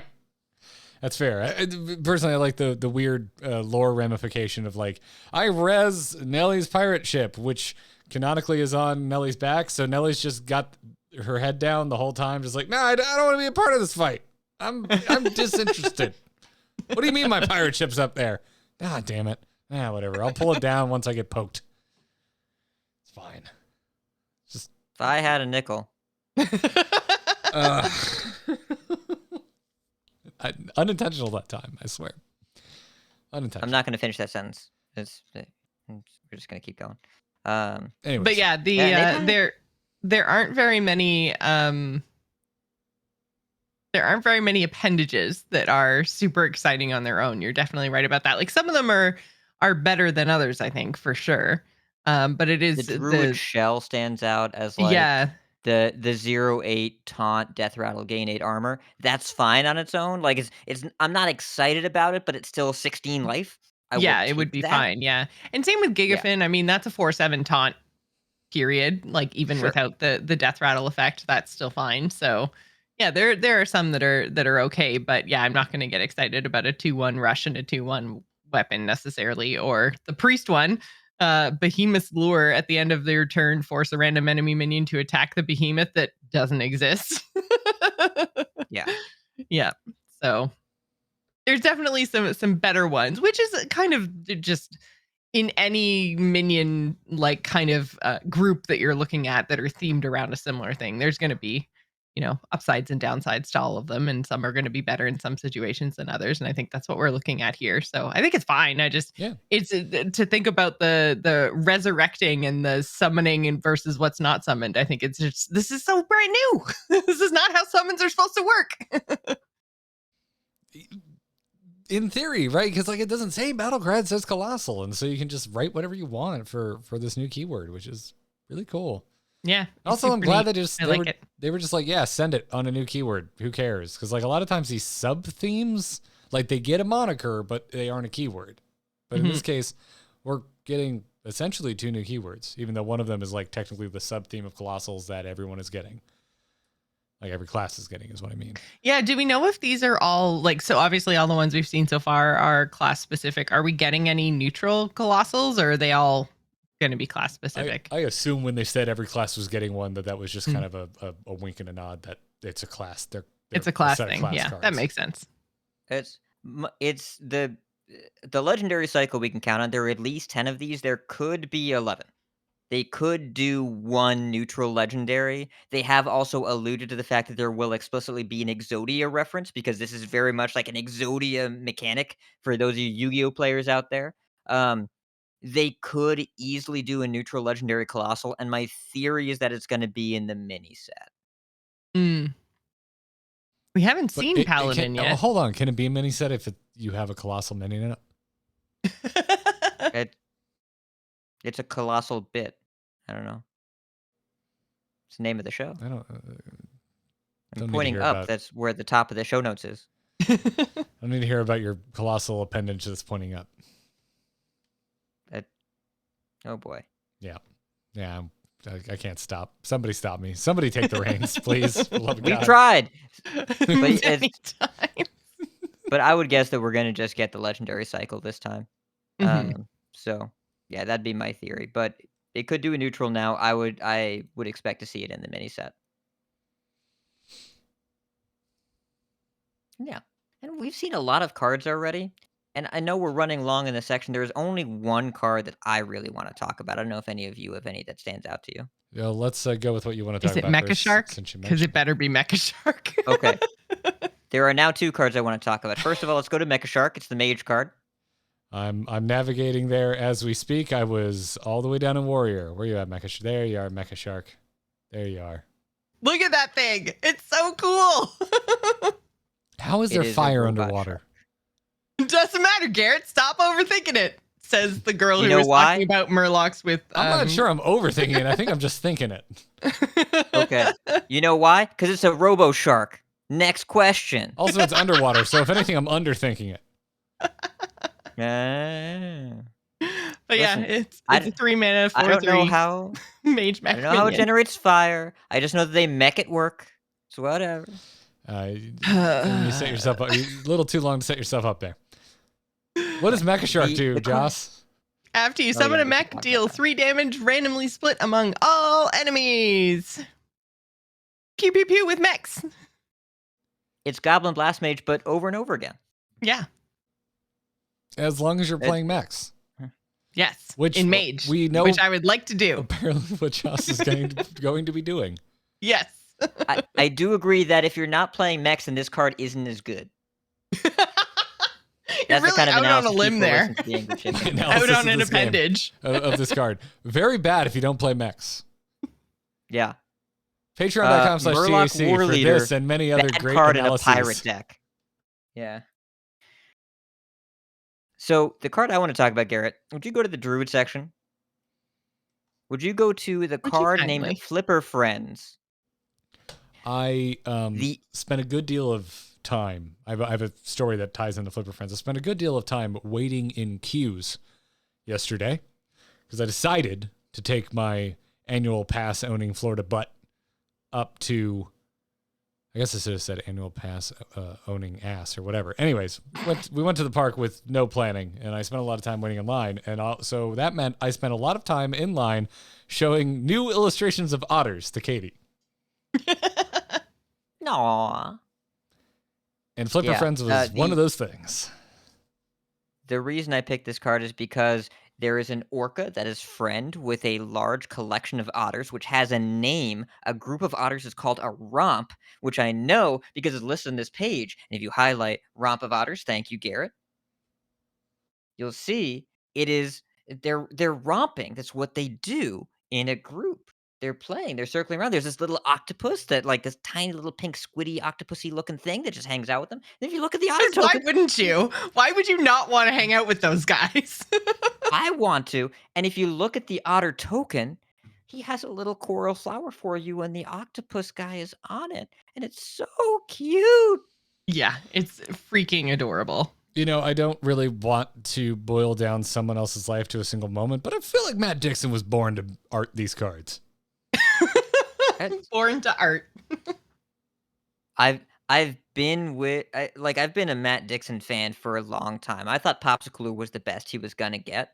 And then he made a bunch of otters who are friends with the whale, and they have a little squiddy buddy that hangs out with them. And I'm just here for it.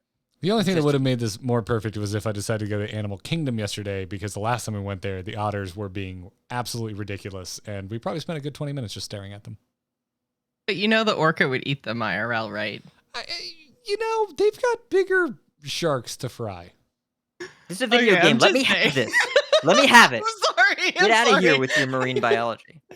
And you'll notice the little squiddy dude. Okay, can you stop? All right. Again, also, can we now we're just off the rails.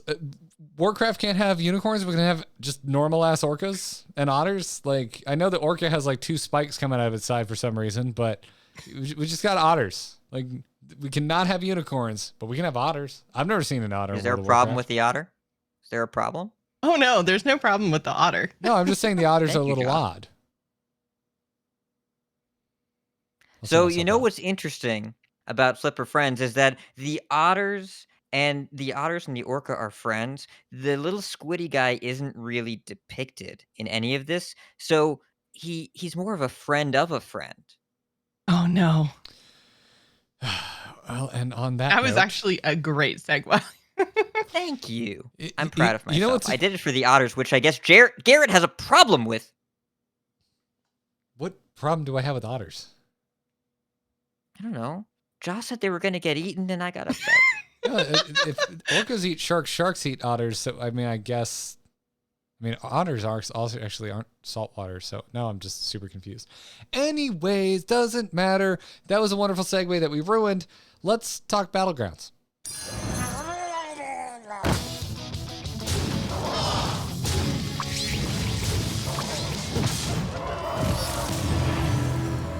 Have a good battle, friend. We had a Battlegrounds patch on top of all of this shenanigans. Armor is here! Yay! Finally. Yay. My neighbors are so sick of me standing on the street corner going, bring armor back! Because that's what I've been doing, basically. Since... If I were one of your neighbors, I would be deeply concerned. Just picture Garrett in like a full knight armor, like the big sword and shield, like bring armor back. No, that's how I play like Elden Ring. He works at medieval times or something. Yeah. That's No, this how I is gear up to Florida. play He's Elden shouting Ring. in a sidewalk. He is wearing a dirty wife beater and potentially basketball shorts if we're lucky. If we're unlucky, boxer shorts. I don't like how close that is to my relaxation clothes. But yeah. Anyways. So there was a patch on Tuesday. It's not even a week old yet. Was it Tuesday and or was already? it Thursday? It was Thursday, wasn't it? Didn't it come out the same day as Thursday, the announcement? yeah. Yeah, because this was It did. pushed because this was attached to the pre-order patch, because you can go pre-order Sunken City, and so this was attached to that patch, which means this didn't also come to Thursday, which means I have played very little of the new patch. What little I have played is nice. I think armor is nice. I think most of this patch is great. And honestly, I played so little, I don't even have that strong of an opinion about Friend of a Friend, except that clearly it was such a nightmare because I think Deck Tech just tweeted before we went live on the show that they're getting rid of it. It's coming out of the game. Wednesday, I think. So it didn't even last a week. Right. And I don't know. I put a link in the show notes to one of Bofer's videos, and he went from like probably the shittiest turn like 8 board I think I've ever seen to the most ridiculous like all amalgam Caligos comp in literally 1 turn. It was stupid. He had a Bran and friend of a friend and got the Alex Straza buddy and the whichever buddy it is that gives you the Dark Moon Fair tickets. So he was just Ticketus. like, The Ticketus buddy is the Ticketus buddy, bonkers. yeah.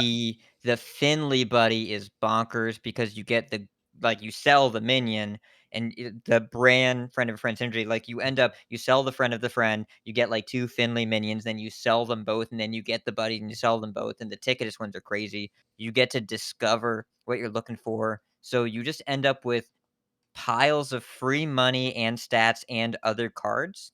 It was so good that it was encouraging the disconnect APM strats again because of how many actions you got to fit in a turn, while also being not just APM intensive, but grossly overpowered. It was both rewarding of the APM strategy and required it, as well as a fast connection and knowing what you were doing. And so they moved. This is the fastest they've ever moved in a BG's patch. The second fastest they've ever moved in any balance patch I can think of outside of Day 1 Demon Hunter. This is still faster than all the faster constructed patches were 9 days, right? A week and a couple days. This is as fast as they've moved because they have to get it out of the way of Lobby Legends. This cannot be in Lobby Legends. Didn't exist in any past patches, essentially. Yeah. So, I mean, he did. I think there was four or five. The game only lasted another 4 or 5 turns. He killed everyone. And everyone that he went up against, even opponents that had, 500, 600, 700 health on the other side of the board, he was dealing almost 40 damage to them every time because his stuff was just ridiculous. Yeah. So I saw Slissa's tweet earlier too, where she got a full board of poisonous amalgams with Divine Shield. I didn't see how she got there. I'm gonna assume friend of a friend had something to do with it. Yeah. I'm just gonna make that assumption, and I think I'm safe in doing so. But rest in peace. Listen, this leaves Wednesday. Still got to get through my Tavish quest. I'm on the BG step. I'm playing tomorrow. I'm getting it in while I can because this is like a brief bad dream of BG's competitive nonsense. But also, I've seen a lot of players talking about how fun the card is. It's just because it's fun to do broken things. But if they made it, they could make it less broken. But I really respect what they said in this post. Is let's see. Let me find this exactly. What they said in this post, which I liked a lot. We know that some players have really enjoyed Friend of a Friend. Looking forward, we think it's important to continue to push the boundaries of the game and explore what we can bring into it, but we also think it's important to try to respond quickly when we've pushed too far. Love that. It comes fantastic. It comes back around to Lobby Legends. Like, could you imagine if Lobby Legends and ranking had a competitive outcome when Diablo was just left in Battlegrounds for an entire holiday season? Like, that would have been a bigger issue. Like, we were already. You remember that one event, the EU EMEA event, where the Ginny bug, where the Ginny was at 5 and it would drop 6s even if you were on 4. Yes, I don't remember the event, but I do remember that bug. Yeah, that was that decided, like, there were invites attached to that to an invitational, and people were just tripling into Ginny and then just crushing people. Yep. Life comes at you fast. Which, like, I mean, it's good that they're taking stuff like this out because it was way too powerful. But I mean, it's also the kind of thing that now they really have to watch for. I mean, they had to watch for balance before because you have to make sure that your mode is still, fun to play. But now that we've got the competitive esports side tied to Battlegrounds as well, like, we're not going to get to do fun, busted stuff like this anymore for very long. Yeah. Like, I feel like if Lobby Legends wasn't around, we would have had Friend of a Friend, crazy busted early amalgam boards, for probably weeks. And that might have been okay. You know? I think your mileage varies like on what you like. That sounds hellish to me. I'm like, no, this is just straight up better. Like, kill this with fire and kill it now. This sounds great. I wouldn't have it. No, it's like it's bad for the game. It's bad for the mode. I'm on board with taking it out. I just, maybe it would be cool for a week or two. Just do something real stupid. We can't be stupid anymore. That's all I'm saying. I'll find a way. Start Battlegrounds stupid mode. You can call it something like Tavern Brawl and have dumb rules that make no sense. And we'll do that. We've said it before. I actually would love a goofy Battlegrounds variant to go play, but. Well, I wonder as well, like, I think the idea of Lobby Legends prompted this faster change is probably accurate, but it is a lot easier when the outlier card is a neutral that they just threw in there in the last patch that's clearly breaking everything. Because if it was all of Quillboars, like it was, that took a little bit longer to fix because they had to rebalance an entire tribe multiple Right. times, or if it's all of Buddies, some people would argue it's still not super balanced. Armor helps. Armor helps a lot, but that took weeks. This happened to be the perfect situation where it was a clear problem and a simple, straightforward fix that also was executed very quickly. Respect for the quick execution. Really happy they did it. Probably is because of Lobby Legends, but also part of it has to be that they can just hot fix one card out of the game and fix all the problems. If you can't do that, I bet it'll take longer next time. Yeah, that's fair.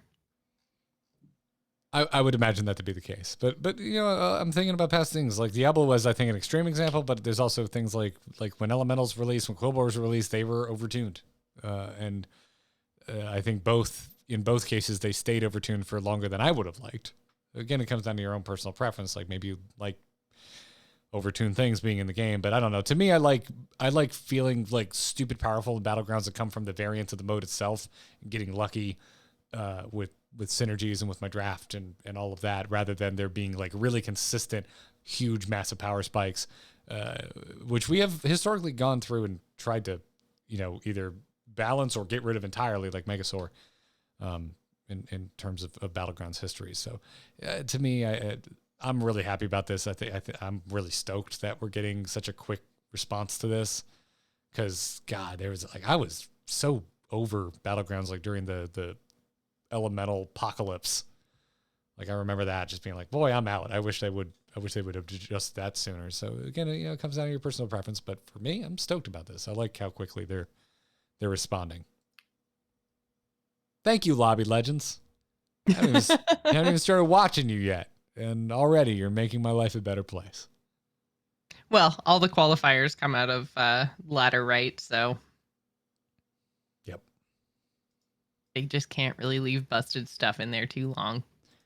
No. They could, like you said, they could. They just didn't. So, thanks. Appreciate it. Did anything stand out from you in armor? Like, oh, I can't believe this person ended up in 0 armor, kind of a thing. Anything like that? I can't believe that AFK is somehow good again. It was the buddy AFK got patch. 0 armor. Yeah, it was the buddy patch that when they dropped her buddy down that made a big difference. Because when it was, she's got no armor. We've been surprised about that for a while. I mean, like, which is to say, no longer surprised. There were some people I was talking to in a different Discord that were like, "How is AFK good? She's never been good." And it's like, oh, you didn't play back in the day when she was the actual best hero for like 6 months, all the way through Floating Watcher nerf, which is no longer in BGs. Yeah, would you have to be like, okay, also back in the day, there was this minion called Floating Watcher. Yes, Yeah. the constructed one. Yes. Which was not even in original BGs, and AFK was still probably the best hero at BlizzCon because it got you a 3 and a 4, so you would get that Cobalt Guardian Security Rover, that 1-2 punch. Oh, man. Brings me back. Yeah, yeah. I think I was surprised to see Sarah get 0. Like, I know she was doing well. I didn't think she was doing that well. Like, that was one that like stuck out like a sore thumb to me in the 0 armor category. I'm like, is Sarah really? I figured she would have warranted like what they're referring to as tier 2 armor. I feel like there was Also- one that I looked at that I was like, why is this getting? And I can't remember if it was a lot of armor or not much armor. Oh, where's Wag Toggle? She's at 5 to 8 armor. I think that was it. I couldn't believe how much armor she got because I think she's still half decent. Think I even realized She's that one. in That's tier a good 5, point. yeah. Yeah, dude, I've gotten like my last 3 first places were with Wag Toggle. Like post, clearly post nerf too. Post like patch, yeah. I've gotten hilariously, I got Wag Toggle once pre nerf, and there were no elementals in the lobby, and now post nerf, I've gotten her offered to me a ton of times. So probably my most practiced Battlegrounds hero at the moment, and I do great with her every single time. I think my worst finish is 3rd. Mm-hmm. Yeah. I think what stands out to me about her is that when you introduce armor, you're rewarding scaling in the later game and punishing mid-game power. And where Wag Toggle was the strongest is just killing people before they could get online. When you hand out armor to everybody, you're mitigating the effectiveness of that strategy, even especially after her nerf, where she gets powerful a little bit too quickly, and then people aren't ready for it, and then they die. But if they all have more armor, they're not going to die. Then they outscale and they fight back. So they don't want to run the risk of her going from a hero that gets top 4s all the time to a hero that gets top 8s all the time, because you really don't want to be that where you almost kill like 5 people and then actually finish the job on none of them and then get knocked out. So it makes sense to me that she's also given a little bit more staying power so that she can stay in the game a little longer to maybe match up against weaker players or let you transition to another strategy. Yeah. Oh, Chavern brings up a great one. Tamsin. How did Tamsin end up with no armor? They keep changing numbers on her, and I don't understand any of them. Currently Not a second from the single one. bottom on Aegis Replay. I know she's a clothy. She can't wear armor. Glass Cannon. They're accounting for lore in their armor dishing out. Well, speaking of lore, hey, you know who really benefited from some armor? Deathwing. Deathwing stock is way up. He's been good for, I feel like since the buddy patch, I feel like, or they're not the original putting buddies in, but then the buff. So the buddy buff patch. The buddy buff patch. You got to buff your buddies. Deathwing's been all about the buddy buffs. He was doing well, but now, I mean, current patch has been out for a nominal amount of days, but looking at top 20% on HS Replay, which is still 750,000 games logged, Deathwing is the best hero. Yeah. Like first place. Like, damn. That's a glow up. And not just because he's on fire. It's interesting that when you reduce the frequency of poison, that stats matter more. Kind of funny how that works, huh? But a friend of a friend. Well, that's just a lot of stats at once. I don't know. Fair. Okay, hold on. You didn't mention that Arana Starseeker is 2nd place. What the hell? I got nothing. What tier did she end up in? Hey, this The tier 10 armor, the max armor. Oh, so which she's is tier probably 7, part of yeah. the thing. So, yeah. Max okay. armor. All right. It's very interesting, by the way. In tier 7, it's Arana, Shudderwalk, Sneed, and Dawn Grasp. Shudderwalk and Sneed have both been nerfed multiple times because they were both way too strong, and now it's still definitely not the case. But for some reason, this 7 to 10 armor is enough for Arana to just jump right to the top. Arana is deploying my Elden Ring strategy, which is realizing you suck and just armoring up. If we ever do an Elden Ring episode, I'll give you an alternative strategy of kill your opponent first. Okay. Big fan of that. Which is also how I look at Hearthstone. Probably invested too many points in places that don't help me kill enemies. So. Yeah. If they're dead, they can't hurt you.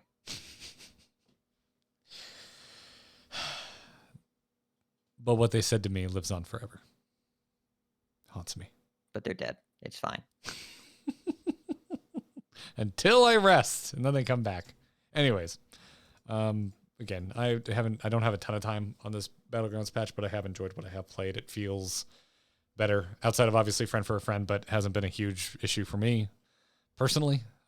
Sure, it has had a lasting effect on all Battlegrounds content I consume. I'll tell you that much. So I'm happy to see it go in that regards. Other than that, I don't know. The big thing for me is I know my accident leaving is a big thing. I can't believe Tidehunter's gone. Like losing a token Yeah. feels I'm very huge. excited about that. And I realized we already kind of mitigated token power with buddies and us all just going into the super early game bum rush, just like get as much stats on board as you possibly can. Tokens weren't worth as Yeah, much. tokens weren't as good. Yeah, for sure. But Tidehunter is just like a staple. This is gonna be a thing. Much like Hat, you mentioned floating watch. It's like like a year from now, we're gonna be making that joke. Like, no, you don't understand. Like back in the day, there's this freaking Murloc, and it summoned another Murloc, and you would just stack these bastards. And this was your bank. This is how you econned in Battlegrounds. And now it's gone. We'd be like, there was a Murloc alley cat, and he'd be like, no way. yeah, and its original body had one more attack. I do kind of like it though, because the new Murloc, the swamp striker that replaced Tidehunter at that early tier, it just makes each of the minion types kind of feel different now. Instead of like Murlocs had the early tokens, Beast had the early tokens, like they're just different now, and I kind of like that. Yeah, and Swamp Striker has solid synergy. Like it plays more to what Murlocs want to do. They're not really econ. Like econ is it's kind of elementals and pirates purview now. Murlocs have never really. Though the new tier 2 Murloc Tad is kind of like a token. It's a tier 2 2/4 that when you sell it, you add another random Murloc to your hand. So that's kind of a token, but in a new, different way than how they've done tokens. It's not quite a Elemental. It's not quite a Primal Fin Lookout. It's not quite a Tide Caller. It's just right in the middle. It's a smooshing together of all of those things. Are you saying? Yeah. This might be bold. Are you saying that it is an interesting design? Yes. Yeah, I think so. I'm interested. Very cool. I like this patch a lot. Also, they put Baby Crush in. Yes. They did Baby put Crush Baby Crush is in. adorable. What was Baby Crush's tier again? I bet he's friends with an otter and wouldn't eat it, Joce. I think it's tier 4 or 5. I can't remember. It's tier 5. He would never eat an otter. He's a cute little baby dinosaur. Don't you? I see you starting to say it. Don't you do it? Don't you? Oh no, I was going a different route, which is like I'm glad this art was added to a Battleground minion, so I see it because I don't play mercenaries. Baby Crush is cute. Real cute. I played mercenaries today. I played with Baby Crush. That does not It surprise ate me. my enemies, consumed them. But did you summon a 9/9 Very- Devil Sword to attack the target first? No, I just did the big chomp. Yeah, we're gonna be more specific when you say big chomp because I might think you're saying big chunk, and then we're back to talk about colossal minions over in constructed. You want to do that? I'll do that right now. I was going to say, did you read that thread, by the way? It was really good from Hadija, who I miss so much on the Hearthstone Yes, team. they're the best. And Yeah. there was this huge, long exposition thread about the tag on a minion of is chunk is the official technical term. Honestly, I expected nothing less from Team 5, but it was a wonderful background read from Hadija. Yep. Almost wish that just ended up being the actual keyword. Yeah, I would be totally down for chunk +4. Yeah. I was thinking is chonk. So like all of these would be a phrase. It's just like Kulak is chonk. That is better. Wouldn't that be great? Who else is in here? Nelly is chonk. Krakatoa is chunk. Gigafin And is instead of- chonk. Instead of the numbers, you use the word big, but you add extra E's for each board spot. So like Gila would be like big chomp. I would have loved to have seen that rundown in the official announcement video where they're wearing their Life Aquatic cosplay going, is chonk is a new mechanic coming in. Probably difficult to localize this version. Probably pretty difficult to translate to other Next languages. to is chonk, you'll see a colon and the word beeg. The number of E's corresponds with the number of appendages that come with your Chonk minions. Yes. In Spanish, El Chonco Grande. Faradoon. You'll see big. Of course, we get to Blackwater Behemoth, which we just call Lord He Coming. Yeah. If no one's man. seen that meme of how to measure cat size, the first time I ever saw it, Katie can attest to this. I actually started crying from laughter when I got to the Lord He Coming part. It was one of those times where I was trying to read it out loud to her, and I was literally gasping for breath because I find it so deeply funny. I apologize to any professional comedians that actually workshop their jokes, but to me, the Lord He Coming cat chunkness chart is high comedy. You don't need to apologize for them. It's their job to be funny. Oh, wow. That's what they get paid for. Listen, if you want me to laugh more at your jokes and be funnier, and for the people that I do laugh at, like, congratulations. You're as funny as a cat. A big cat. You're as funny as a drawn chart of chonk cats. Yes. Listen, there are elements of humor that are what's the word? Like the instinctive bottom of the brain. You know what I'm talking about? Lizard brain? Yeah, there's a better word for that. I'll think of it in the outro and shout it out in the middle of whatever you're saying. Reflexive? Close. Like Anyway, a primal instinct, there primal you humor. go. Yeah, There you go. I prefer lizard brain, but I also it's the same idea. laugh very hard at chonk charts. So It's good. We should probably do an outro because probably we're should. not. None of us are yeah, here. much like Loa, this outro is coming. We want to thank our lovely patrons for supporting us over at patreon.com/TAC. Somehow you find this stuff funny, and for that we thank you. We also want to thank our Patreon producer, Duxton C. Thank you so much for your support, Justin. We really appreciate it. If you want to become an Angry Chicken producer, check out patreon.com/TAC. You'll really help us out, and we'll thank you every single episode. The back catalog of Angry Chicken episodes can be found at theangrychicken.com or at youtube.com/amove2 if you want to see the video archive and see our smiling faces and our ever-evolving hairstyles. We talked about hair at the very top of the show, which seems like 10 years ago at this point. Catch us live Mondays, typically, at 8 p.m. Eastern Time, over twitch.tv/AMoveTV, except when we try to shift around Hearthstone news that gets shifted anyway, and then we just go, fudge it! And we move the show. I said fudge. Don't explicit tag me. Is that the thing that you think this episode will get explicit tagged for? I really don't understand why you think this was such an offensive episode. I'll send you a looks clip later over of it is things like that you said. 18 Yeah. marks. All of his marks. It's 18 for that one section. 18 plus? Yeah. There it is. There it is. This is not an all ages show. This is not. Anyways, before we leave, Joss, where can folks find you? You can find me on Twitter and Twitch. I'm at Joce Plays. That's JOCE Plays. Normally I stream on Friday nights. I haven't been feeling very great, so I didn't stream last week. But I'm hoping I'll be feeling better for this coming Friday. So cross your fingers, send your unicorn gifts. Hopefully we'll be doing something on Friday. I do really want to play. So Ghost of Tsushima is coming out on Friday, and I really want to play it. So It's been out for years. Not on PC. Oh. No. Wait. No.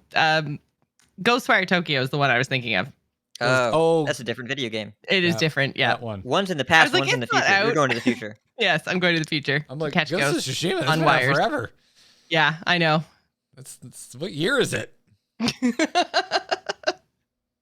That's me, just not feeling great. It's okay. I'm only 2 required bosses in the Elden Ring, and at this rate and how much I'm enjoying it, it's a game that I'm just going to enjoy for 3 years. So, I'm glad you're enjoying it. yeah, I'm having a good time with it. Hat, where can folks find I'm you? going to go play it after I edit the episode. That's right. You can find me in the lands between, where I am 60 hours in and feel like I'm maybe halfway through the game. So you can also find me on twitter.com/RidiculousHat. That is the hub of my content, but I do 3 Hearthstone podcasts. This is one of them. Yes, I promise the show is about Hearthstone, but also I do 2 that are slightly more on topic. You can find them over at Coin Concede. Hearthstone podcast that makes the competitive side of the game more accessible to you over coinconcede.com. And then Vicious Syndicate over vicioussyndicate.com, which is a data-driven look at the standard metagame. Garrett, where can people find you? On Twitter at Garrett Art, amove.tv for this and every other podcast I produce. But as always, I would like to remind you that I'm a YouTuber now. You should go to youtube.com/amovetv to see my journey through Final Fantasy XIV. I am playing it for the very first time ever and coming to the end of Heaven's Ward. I just finished patch 3.3, and I know there's 3 more patches, but it's the end of Heaven's Ward. Everything after this is set up for the next expansion. 3.3 is one of the most impressive endings to any video game ever, MMOs aside. And dear God, what a time to finish Heaven's Ward when 9.2 just released. Holy crap, what a mirror to hold up. My God. Heaven's Ward's amazing. I'll have my thoughts on the end of 3.3 on Wednesday. I streamed it with Kyle on Thursday, and it was amazing. Never had that many people watching me live before. It was really cool. It was a hell of an experience. YouTube.com/AmoveTV, everybody. Go check out my Final Fantasy XIV coverage. And I also did a 9.2 video. That can be found over there as well. I think you know my thoughts. That's going to wrap it up for this episode of The Angry Chicken. Thank you so much for listening, everybody. Until next time, job's done. Job's done. Job's done.